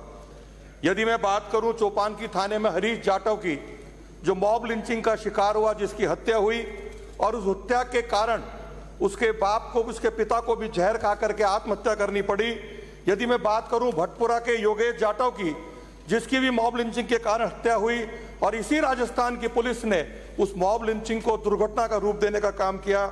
माननीय अध्यक्ष महोदय, यदि मैं बात करूं भूपसेड़ा की सुनीता यादव की, जिसकी लाश सिरस्का के जंगल में मिली, अपराधी आज तक पकड़े नहीं गए। माननीय अध्यक्ष महोदय, यदि मैं बात करूं महनपुर के गिरिराज गुजर 14 वर्षीय बालक की, जिसकी हत्या पहाड़ी में उसकी लाश मिली, लेकिन अपराधी आज तक नहीं पकड़े गए। सभापति अध्यक्ष महोदय, यदि मैं बात करूं अलापुर की उस मूक बधिर बच्ची की, जिसकी सामूहिक बलात्कार के कारण सामूहिक बलात्कार होता है, और यही राजस्थान की पुलिस उस सामूहिक बलात्कार को दुर्घटना का रूप देती है। अध्यक्ष महोदय, आज पूरा राजस्थान जहां एक और भ्रष्टाचार के अपने चरम सीमा पर छुआ हुआ है, वहीं पूरे राजस्थान में अपराधियों के हौसले इतने बुलंद हैं। और दुर्भाग्य की बात यह है माननीय अध्यक्ष महोदय, राजस्थान के माननीय मुख्यमंत्री स्वयं गृह मंत्री हैं, और गृह मंत्री होने के बावजूद राजस्थान की पुलिस पर उनका कोई शासन नहीं है, कोई अधिकार नहीं है। अपराधी अपराध करके बाहर चले जाते हैं, और दोषियों के खिलाफ कार्रवाई करने के बाद बजाय राजस्थान की पुलिस निर्दोषों को फंसाने का काम करती है। अध्यक्ष महोदय, आज राजस्थान की जनता आपसे संरक्षण मान रही है। माननीय अध्यक्ष महोदय, अपराधियों को पकड़ने का काम राजस्थान पुलिस करे और निर्दोषों को न्याय देने का काम राजस्थान पुलिस करे। बहुत बहुत धन्यवाद। रामलाल शर्मा। माननीय अध्यक्ष महोदय, आपने मुझे राजस्थान विधानसभा के नियम और प्रक्रिया के नियम 50 में बोलने की अनुमति दी, उसके लिए मैं आपका धन्यवाद हूँ। अध्यक्ष महोदय, सभी मान्य सदस्यों ने अपने अपने तरीके से अपनी बात रखने का प्रयास किया है, लेकिन अध्यक्ष महोदय ये सही है कि राजस्थान के अंदर कानून का राज नहीं है, जंगल राज की स्थापना हो चुकी है। एक के बाद एक घटना ऐसी हो रही है जो हम सबको शर्मसार करती है। मासूम बच्चों के साथ दरिंदगी हो, अनुसूचित जाति जनजाति की महिलाओं के साथ ऊपर अत्याचार हो, और राजस्थान के अंदर ये पहली बार देखने को मिल रहा है कि कहते तो ये थे कि राम नाम की लूट है, लूट सके तो लूट, अंतकाल पछताएगा, प्राण जाएंगे छूट। लेकिन अध्यक्ष महोदय, राजस्थान के अंदर ये हो रहा है कि सरकार नाम की लूट है, लूट सके तो लूट, अंतकाल पछताएगा, सब सरकार जाएगी छूट।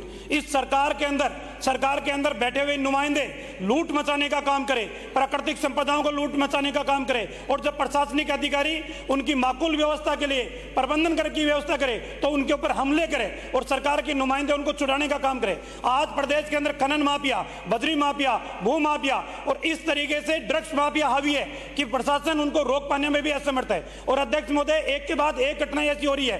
पहली बार सुना है कि राजस्थान की धरा के अंदर विदेश से कॉल आते हैं, करोड़ों रुपए की फिरौती की राशि वसूल की जाती है।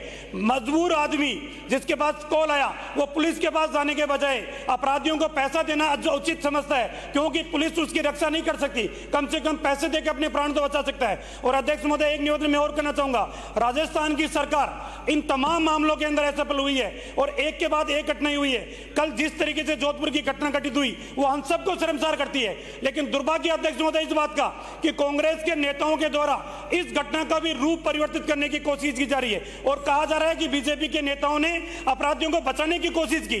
आप बताएं इस सदन को, कौन से बीजेपी के नेता ने उसको बचाने की कोशिश की, किस अधिकारी को किसने फोन किया, आप कॉल डिटेल उसकी लाने की कोशिश करें। मामला गंभीर है, अपराधियों को बचाने की कोशिश कोई नहीं कर रहा, सिर्फ सरकार मुद्दे को भटकाने की कोशिश कर रही है। अध्यक्ष महोदय, मेरा आपसे निवेदन है, पुलिस ने ऑपरेशन लंगड़ा अभियान चलाया था, क्यों बंद किया आपने उसको? अपराधियों के ऊपर अंकुश जब तक नहीं लगाओगे, जब तक उनके मनोबल को आप नहीं तोड़ोगे, तब तक अपराध रुकने वाले नहीं है।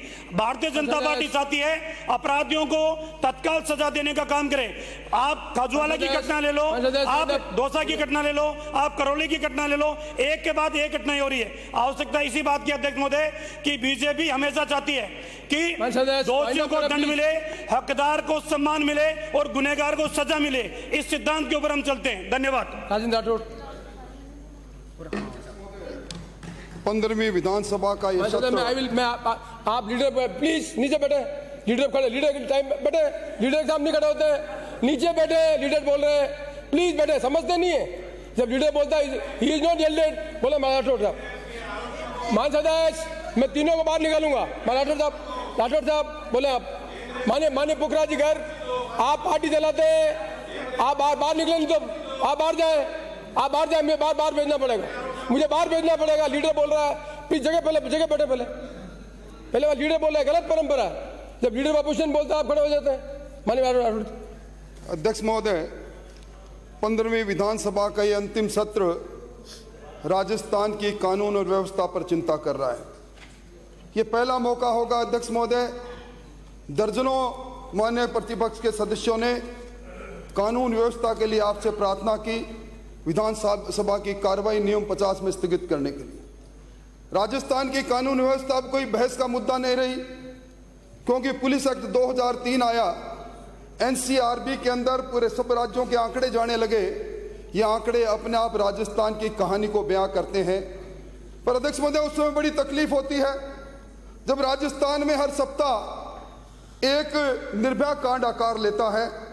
कभी खाजूवाला में रक्षक भक्षक बन जाते हैं, कभी दौसा के अंदर अपहरण करती हुई बेटी के पीछे भागता हुआ पिता गोली का शिकार हो जाता है, कभी टोडा भीम के अंदर वो बेटी उठाई जाती है, मारी जाती है, गोली मारी जाती है, जलाई जाती है।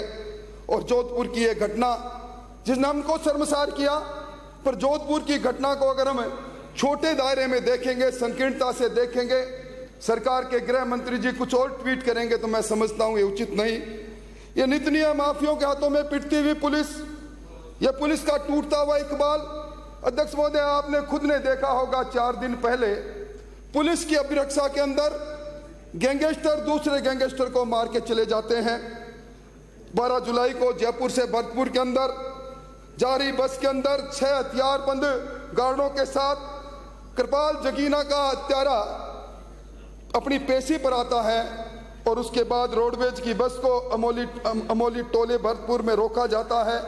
हलेना की पुलिस आके तैयार मिलती है, 12 पुलिस के हाथ में हथियार है, 11 लोग आकर हमला करते हैं, जघन्य अपराध करके मार के चले जाते हैं और पुलिस एक बार भी गोली नहीं चलाती है।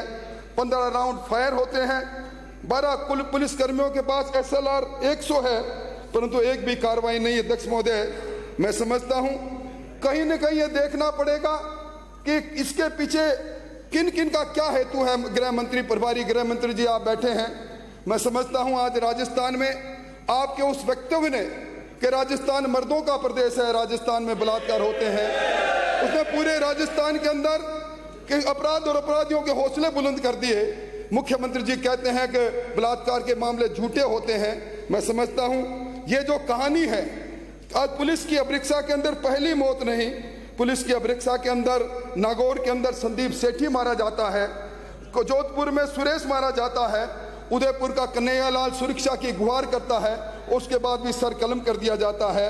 और इस मामले में, जिस मामले में मैं भरतपुर के मामले की बात कर रहा हूं, आप देखिए वो जो अपराधी मारा जाता है वो अपनी पेशी में जज को कहता है वीडियो कॉन्फ्रेंस से मेरी पेशी कराओ, मेरी जान को खतरा है।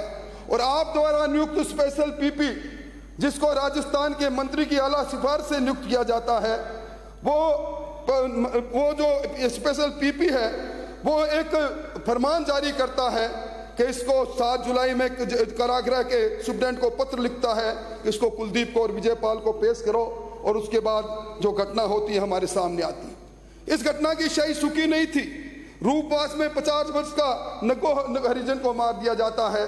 मैं समझता हूं यह किस्सा कुर्सी का, इसने लोहगढ़ के फौलाद को पिघला दिया और आज मुख्यमंत्री जी अपनी फ्लॉप योजनाओं के प्रचार प्रसार के जन सम्मान वीडियो कॉन्टेस्ट कर रहे हैं। हमारा भारतीय जनता पार्टी ये जो जन सम्मान की जगह राजस्थान के अंदर जो जन अपमान हो रहा है, जन अत्याचार हो रहा है, नीचे बैठो, इसका नीचे बैठो, लीडर का सम्मान कर रहे हो, लीडर का सम्मान कर रहे हो। माननीय राठौड़ साहब, आपको एक्सपेक्ट क्या कर रखा है हमने मेरे को? अब मैं I will name you mister Dilawar, बाहर निकलो। I will name you. तुम्हारा लीडर खड़ा हो, खड़े हो गए, सीनियर लीडर हो आप, क्या एग्जाम्पल सेट करना चाहते हो? अपने लीडर की नहीं मानना चाहते हो? लीडर बोल रहा हो, खड़े हो गए आप, इनसे बड़े आप, पार्टी का डिसिप्लिन भी नहीं मानते आप। अपने आप को ज्यादा बताना जरूरी है, पब्लिक को मालूम पड़े। आपके पार्टी के लीडर की इज्जत नहीं करना चाहते। पीड़ा तो आप बहुत सबकी पीड़ा है, पीड़ा जाने के बाद जगह ये हाउस नहीं है। माननीय राठौड़ साहब, मैं फिर आपसे निवेदन करना चाहता हूँ, आई नेवर एक्सपेक्ट, आप बोल रहे हो और आपका पार्टी का खुद सीनियर लीडर आपको इंटरवीन कर रहा है, इससे बड़ा दुर्भाग्य क्या होगा?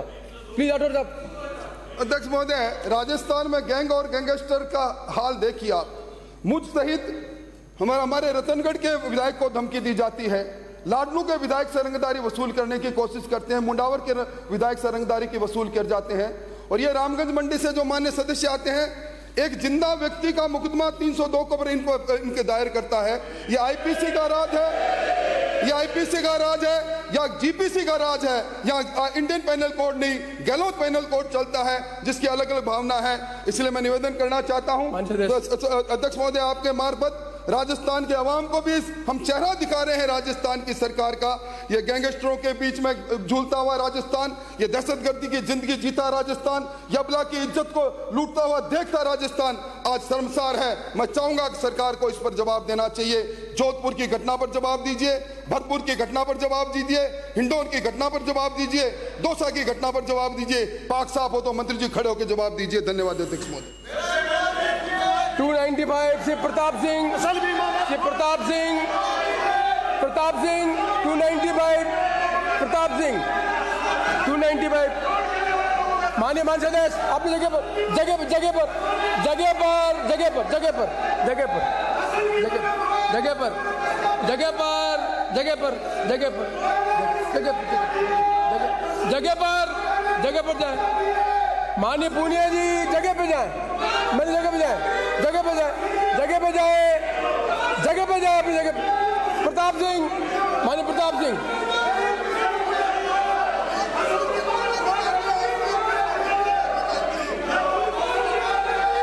मंदिर माफी की जमीन को मुनाफा काश्त पर देने के लिए दिनांक 12/6/23 को नीलामी बोली आयोजित की गई।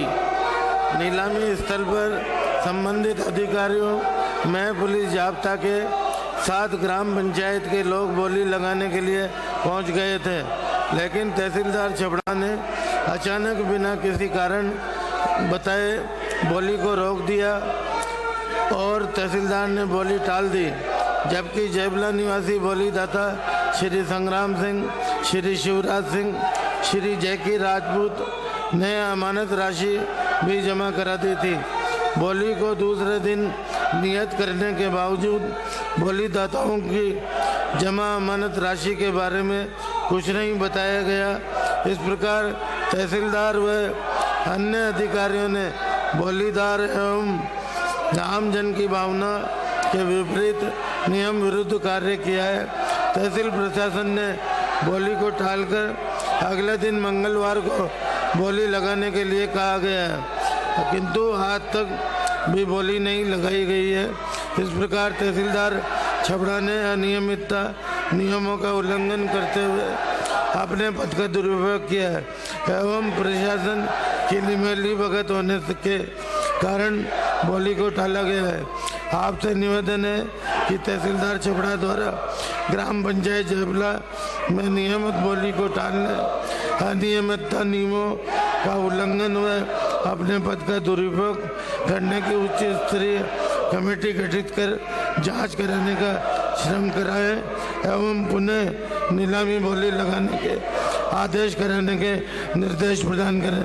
धन्यवाद। श्रीमती प्रीति गजेंद्र सिंह, प्रीति गजेंद्र सिंह, श्री नारायण सिंह देवल, नारायण सिंह देवल, श्री अमर सिंह, अमर सिंह, वासुदेव देवनानी, वासुदेव देवनानी, वासुदेव देवनानी। नहीं बोला था आप, मैं क्या बोलिए आप, आपको बोलना तो बोलिए। हो गया ना? मानसून की पहली बरसात ने अजमेर शहर प्रशासन के हाथ पांव फुला दिए। ड्रेनेज सिस्टम पूरी तरह ध्वस्त हो गया। समय पर नालों की सफाई नहीं होने और बरसाती पानी की निकासी की सुचारू व्यवस्था नहीं होने से शहर की सड़कें, दरिया और कॉलोनियां समुद्र बन गई। शहरवासी पूरे 5 दिन तक घरों में कैद होने को मजबूर हुए। बोलो क्या? देवनानी जी बोले। मानसून की पहली बरसात ने अजमेर शहर और प्रशासन के हाथ पांव फुला दिए। ड्रेनेज सिस्टम पूरी तरह ध्वस्त हो गया। समय पर नालों की सफाई नहीं होने और बरसाती पानी की निकासी की सुचारू व्यवस्था नहीं होने से शहर की सड़कें। वैद्य बोलो, आपने कहा दरिया और कॉलोनियां समुद्र बन गई। शहरवासी पूरे 5 दिन तक घरों में कैद होने को मजबूर हुए। अन्ना सागर के आसपास की कॉलोनियों के तो हालत और भी खस्ता थे। जलमग्न सड़कों पर पग पग पर बने गहरे खड्डों ने कोड़ में खाज का काम किया। वाहन चालक तो छोड़िए, पैदल चलने वाले सैकड़ों लोग भी दुर्घटना के शिकार हुए। पहली बरसात में सड़क निर्माण सामग्री की गुणवत्ता की पोल खुल गई। कई जगह सड़कों के साथ जिम्मेदार अधिकारियों की जिम्मेदारी भी पानी के साथ बह गई। टूटी बेहाल सड़कें आज भी दुर्घटनाओं को आमंत्रित दे रही है। शहर में आज भी सीवरेज ओवरफ्लो है। प्रशासन स्मार्ट सिटी योजना के तहत 14,000 घरों को सीवरेज कनेक्शन से जोड़ने का दावा कर रहा है। हकीकत ये है, जगह जगह सीवरेज के चैम्बर टूट पड़े हैं, गंदा पानी सड़कों में बह रहा है। मेरा आग्रह है कि शहर की ड्रेनेज सिस्टम को स्थायी रूप से दुरुस्त करने और शहर की बदहाल सड़कों को दुर्दशा सुधारने हेतु तत्काल आवश्यक बजट का आवंटन कर संबंधित विभागों को शीघ्र इसके लिए पाबंद करवाएं।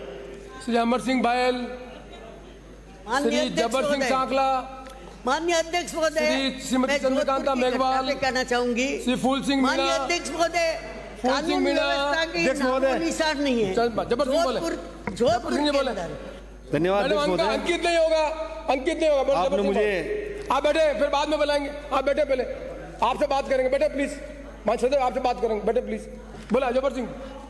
धन्यवाद अध्यक्ष महोदय, आपने मुझे प्रक्रिया के नियम 295 के तहत बोलने का मौका दिया। अध्यक्ष महोदय, मेरी विधानसभा क्षेत्र आसिंद में कांवलियास तथा ब्राह्मणों की श्रेणी में स्थित पीएससी को सीएससी में क्रमोन्नत करने तथा बादसी, बरसनी, कटार के सब सेंटरों को पीएससी में क्रमोन्नत करने एवं मरेवड़ा में नवीन सब सेंटर खोलने की मांग लंबे समय से की जा रही है, मगर सरकार ने इस ओर कोई ध्यान नहीं दिया। जबकि अरावली की पहाड़ियों में बादसी गांव के साथ साथ लगभग 40 गांव और बसे हुए हैं जिनमें चिकित्सा सुविधा उपलब्ध नहीं है और बदनौर की दूरी बादसी से 15 किलोमीटर है। बरसनी 10,000 से ज़्यादा की जनसंख्या वाली ग्राम पंचायत है जिससे 22 ढाणी मजरे गांव लगते हैं। यहाँ भी चिकित्सा सुविधा उपलब्ध नहीं है। कटार भी बैकवर्ड एरिया होने से वहाँ से भी भीम बैठे नहीं बोलेंगे, बोले। वहाँ से भी भीम लगभग 25 किलोमीटर की दूरी पर है तथा आसिंद 15 किलोमीटर की दूरी पर होने से आसपास के कई गांवों में चिकित्सा की सुविधा नहीं मिलती है। कंवलियास NH 79 पर गुलाबपुरा से बिलवाड़ा के बीच में स्थित गांव है। यहाँ NH होने से रोजाना सैकड़ों एक्सीडेंट होते हैं और कई बार लोगों को उचित उपचार नहीं मिलने से उनकी मृत्यु तक हो जाती है। ब्राह्मणों की शरीरी आसिंद से बिलवाड़ा के बीच NH 158 पर स्थित है। यहाँ पर भी रोजाना कई एक्सीडेंट होते हैं तथा आसपास कई गांव लगते हैं। चिकित्सा की यह बहुत ही गंभीर मांग आम जनता की है। इसे इसी सत्र में घोषणा कर आम किसान तथा क्षेत्र की आम जनता को राहत देने की कृपा करावें। श्रीमती चंद्रकांता मेघवाल, श्री फूल सिंह मीणा।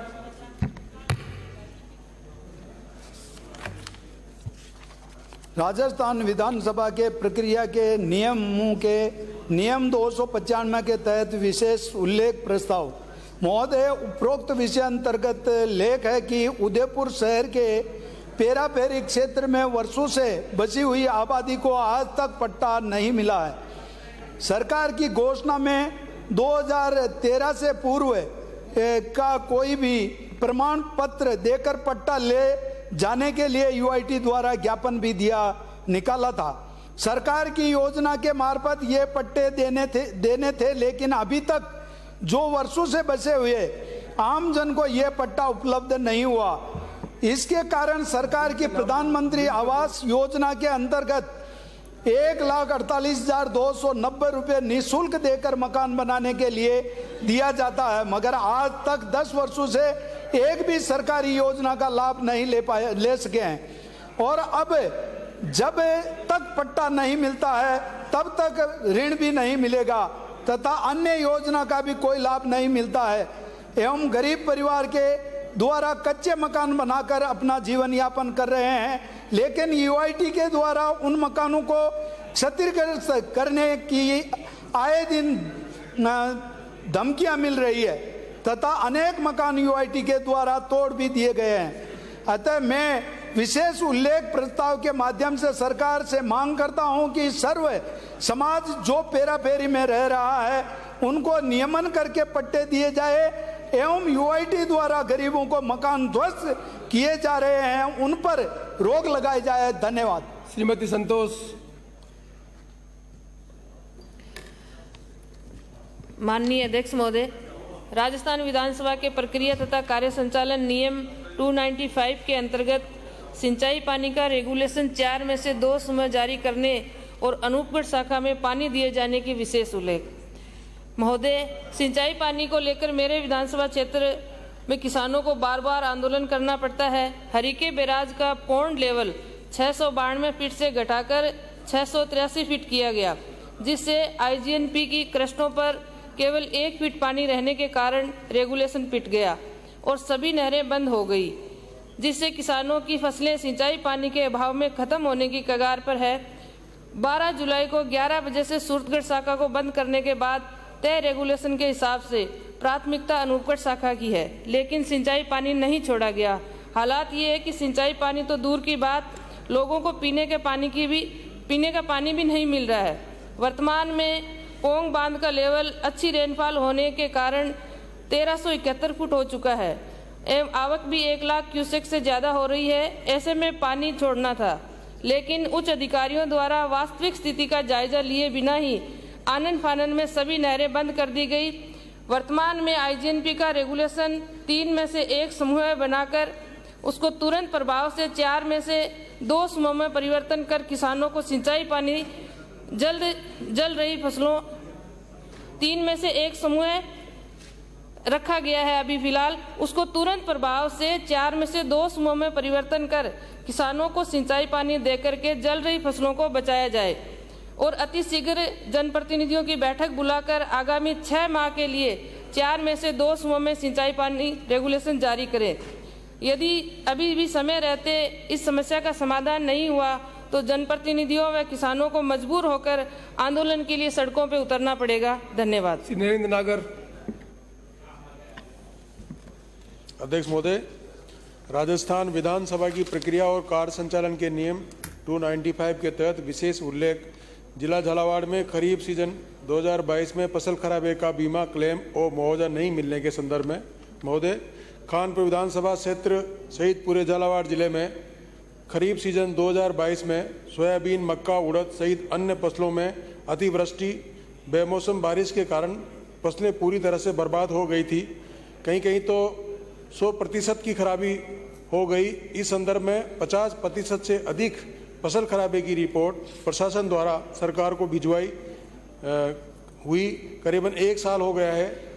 जिन किसानों ने केसीसी ई मित्र के माध्यम से फसल का बीमा करवाया था, उन्होंने तय समय पर फसल खराबे की जानकारी बीमा कंपनी को दी थी और बीमा कंपनी द्वारा सर्वे भी करा लिया गया है, जबकि 25% बीमा क्लेम की राशि 15 दिन में किसानों को देने का प्रावधान है। लेकिन कुछ किसानों को छोड़कर अभी तक ना तो बीमा कंपनियों द्वारा बीमा क्लेम की राशि प्रदान की गई है और ना ही सरकार की ओर से किसी भी प्रकार का मुआवजा राशि प्रदान की गई है। साथ ही पहली बार इस प्रकार का नियम लागू किया जा रहा है कि बीमा राशि या मुआवजा राशि में से किसी एक ही स्कीम का लाभ किसानों को दिया जाएगा, जो न्याय संगत नहीं है। जबकि बीमा कंपनियों को प्रीमियम राशि किसानों सरकार दोनों के द्वारा जमा की जाती है। अतः मेरी सरकार से मांग है कि गत वर्ष खरीफ सीजन 2022 में हुई फसल खराबे बीमा क्लेम यो सरकार की ओर से फसल खराबे का मुआवजा तुरंत प्रदान करवाएं। संदीप शर्मा।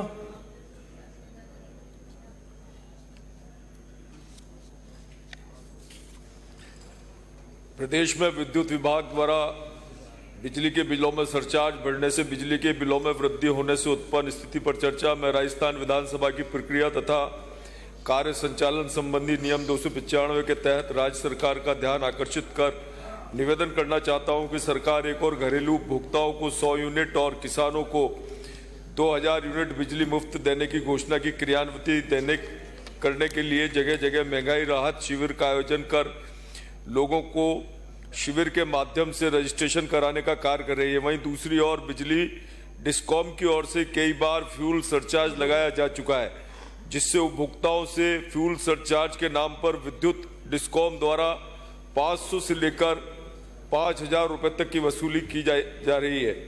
पिछले 4 वर्षों में अधिकतम सरचार्ज 3 बार वसूला जा चुका है। अप्रैल 2019 में जून 2019 तक डिस्कॉम द्वारा 55 पैसे प्रति यूनिट फ्यूल चार्ज वसूला गया। गत वर्ष जुलाई 2022 से सितंबर 2022 तक 45 पैसे प्रति यूनिट फ्यूल सरचार्ज वसूला गया था। अक्टूबर 2022 से दिसंबर 2022 तक भी 52 पैसे प्रति यूनिट फ्यूल चार्ज सरचार्ज लगाया गया था। विद्युत डिस्कॉम द्वारा राशि बढ़ाने के कारण लोगों को आर्थिक नुकसान सहना पड़ रहा है। डिस्कॉम के उपभोक्ता तंग हैं, जो अनुदान सरकार के प्रति बिल दे रहे थे उससे ज्यादा शेष और सरचार्ज के रूप में वसूला जा रहा है। मेरा सदन के माध्यम से आग्रह है कि विद्युत डिस्कॉम द्वारा बढ़ाए गए बिजली के बिलों में सरचार्ज को कम किया जाए ताकि लोगों को आर्थिक नुकसान का सामना नहीं करना पड़े। श्री अशोक लावटी। धन्यवाद अध्यक्ष महोदय। राजस्थान विधानसभा के प्रक्रिया तथा कार्य संचालन के विशेष उल्लेख प्रस्ताव नियम 295 के अंतर्गत विशेष उल्लेख। महोदय, मेरे विधानसभा क्षेत्र सांगानेर सहित पूरे जयपुर में प्रशासन, सरकार, जेडीए, नगर निगम की घोर लापरवाही से कनक विहार, केसरी चंद चौधरी नगर, अजमेर रोड की कॉलोनियां, रामपुरा रोड के वार्ड 83, 88, 91 क्षेत्र की सैकड़ों कॉलोनियां, मुहाना मोड़ से मुहाना मंडी क्षेत्र की मुख्य सड़क व क्षेत्र की समस्त कॉलोनियां, गुजरों की तड़ाई, मदरामपुरा का पूरा क्षेत्र, शिकारपुरा से दादिया रोड क्षेत्र, जैन नसिया रोड, माल की ढाणी, बाजनी तड़ाई क्षेत्र, कालाबड़ फाटक व टिब्बा टोल टैक्स क्षेत्र, सांगानेर बाजार, मालपुरा गेट क्षेत्र, मानसरोवर, पृथ्वीराज नगर, दुर्गापुरा, गोपालपुरा बाईपास क्षेत्र, बांकरोटा व प्रतापनगर सहित पूरे सांगानेर व जयपुर शहर में भी हर गली मोहल्ले में जगह जगह नालियां व सीवरेज की व्यवस्था नहीं होने के कारण भयंकर पानी भरा हुआ है। सभापति महोदय, ना बच्चे स्कूल जा पा रहे हैं, ना लोग घर से बाहर निकल पा रहे हैं। पूरे क्षेत्र में सड़कों की बदहाल स्थिति के कारण भी राजधानी जयपुर में रहते हुए भी लोग नरकीय जीवन जीने को मजबूर है। मंत्री महोदय ये बताएंगे किन के वरदस्त के कारण प्रशासन, सरकार, जेडीए, नगर निगम के अधिकारी एसी से बाहर नहीं निकलते और जनता त्राही त्राही कर रही है। चारों तरफ हाहाकार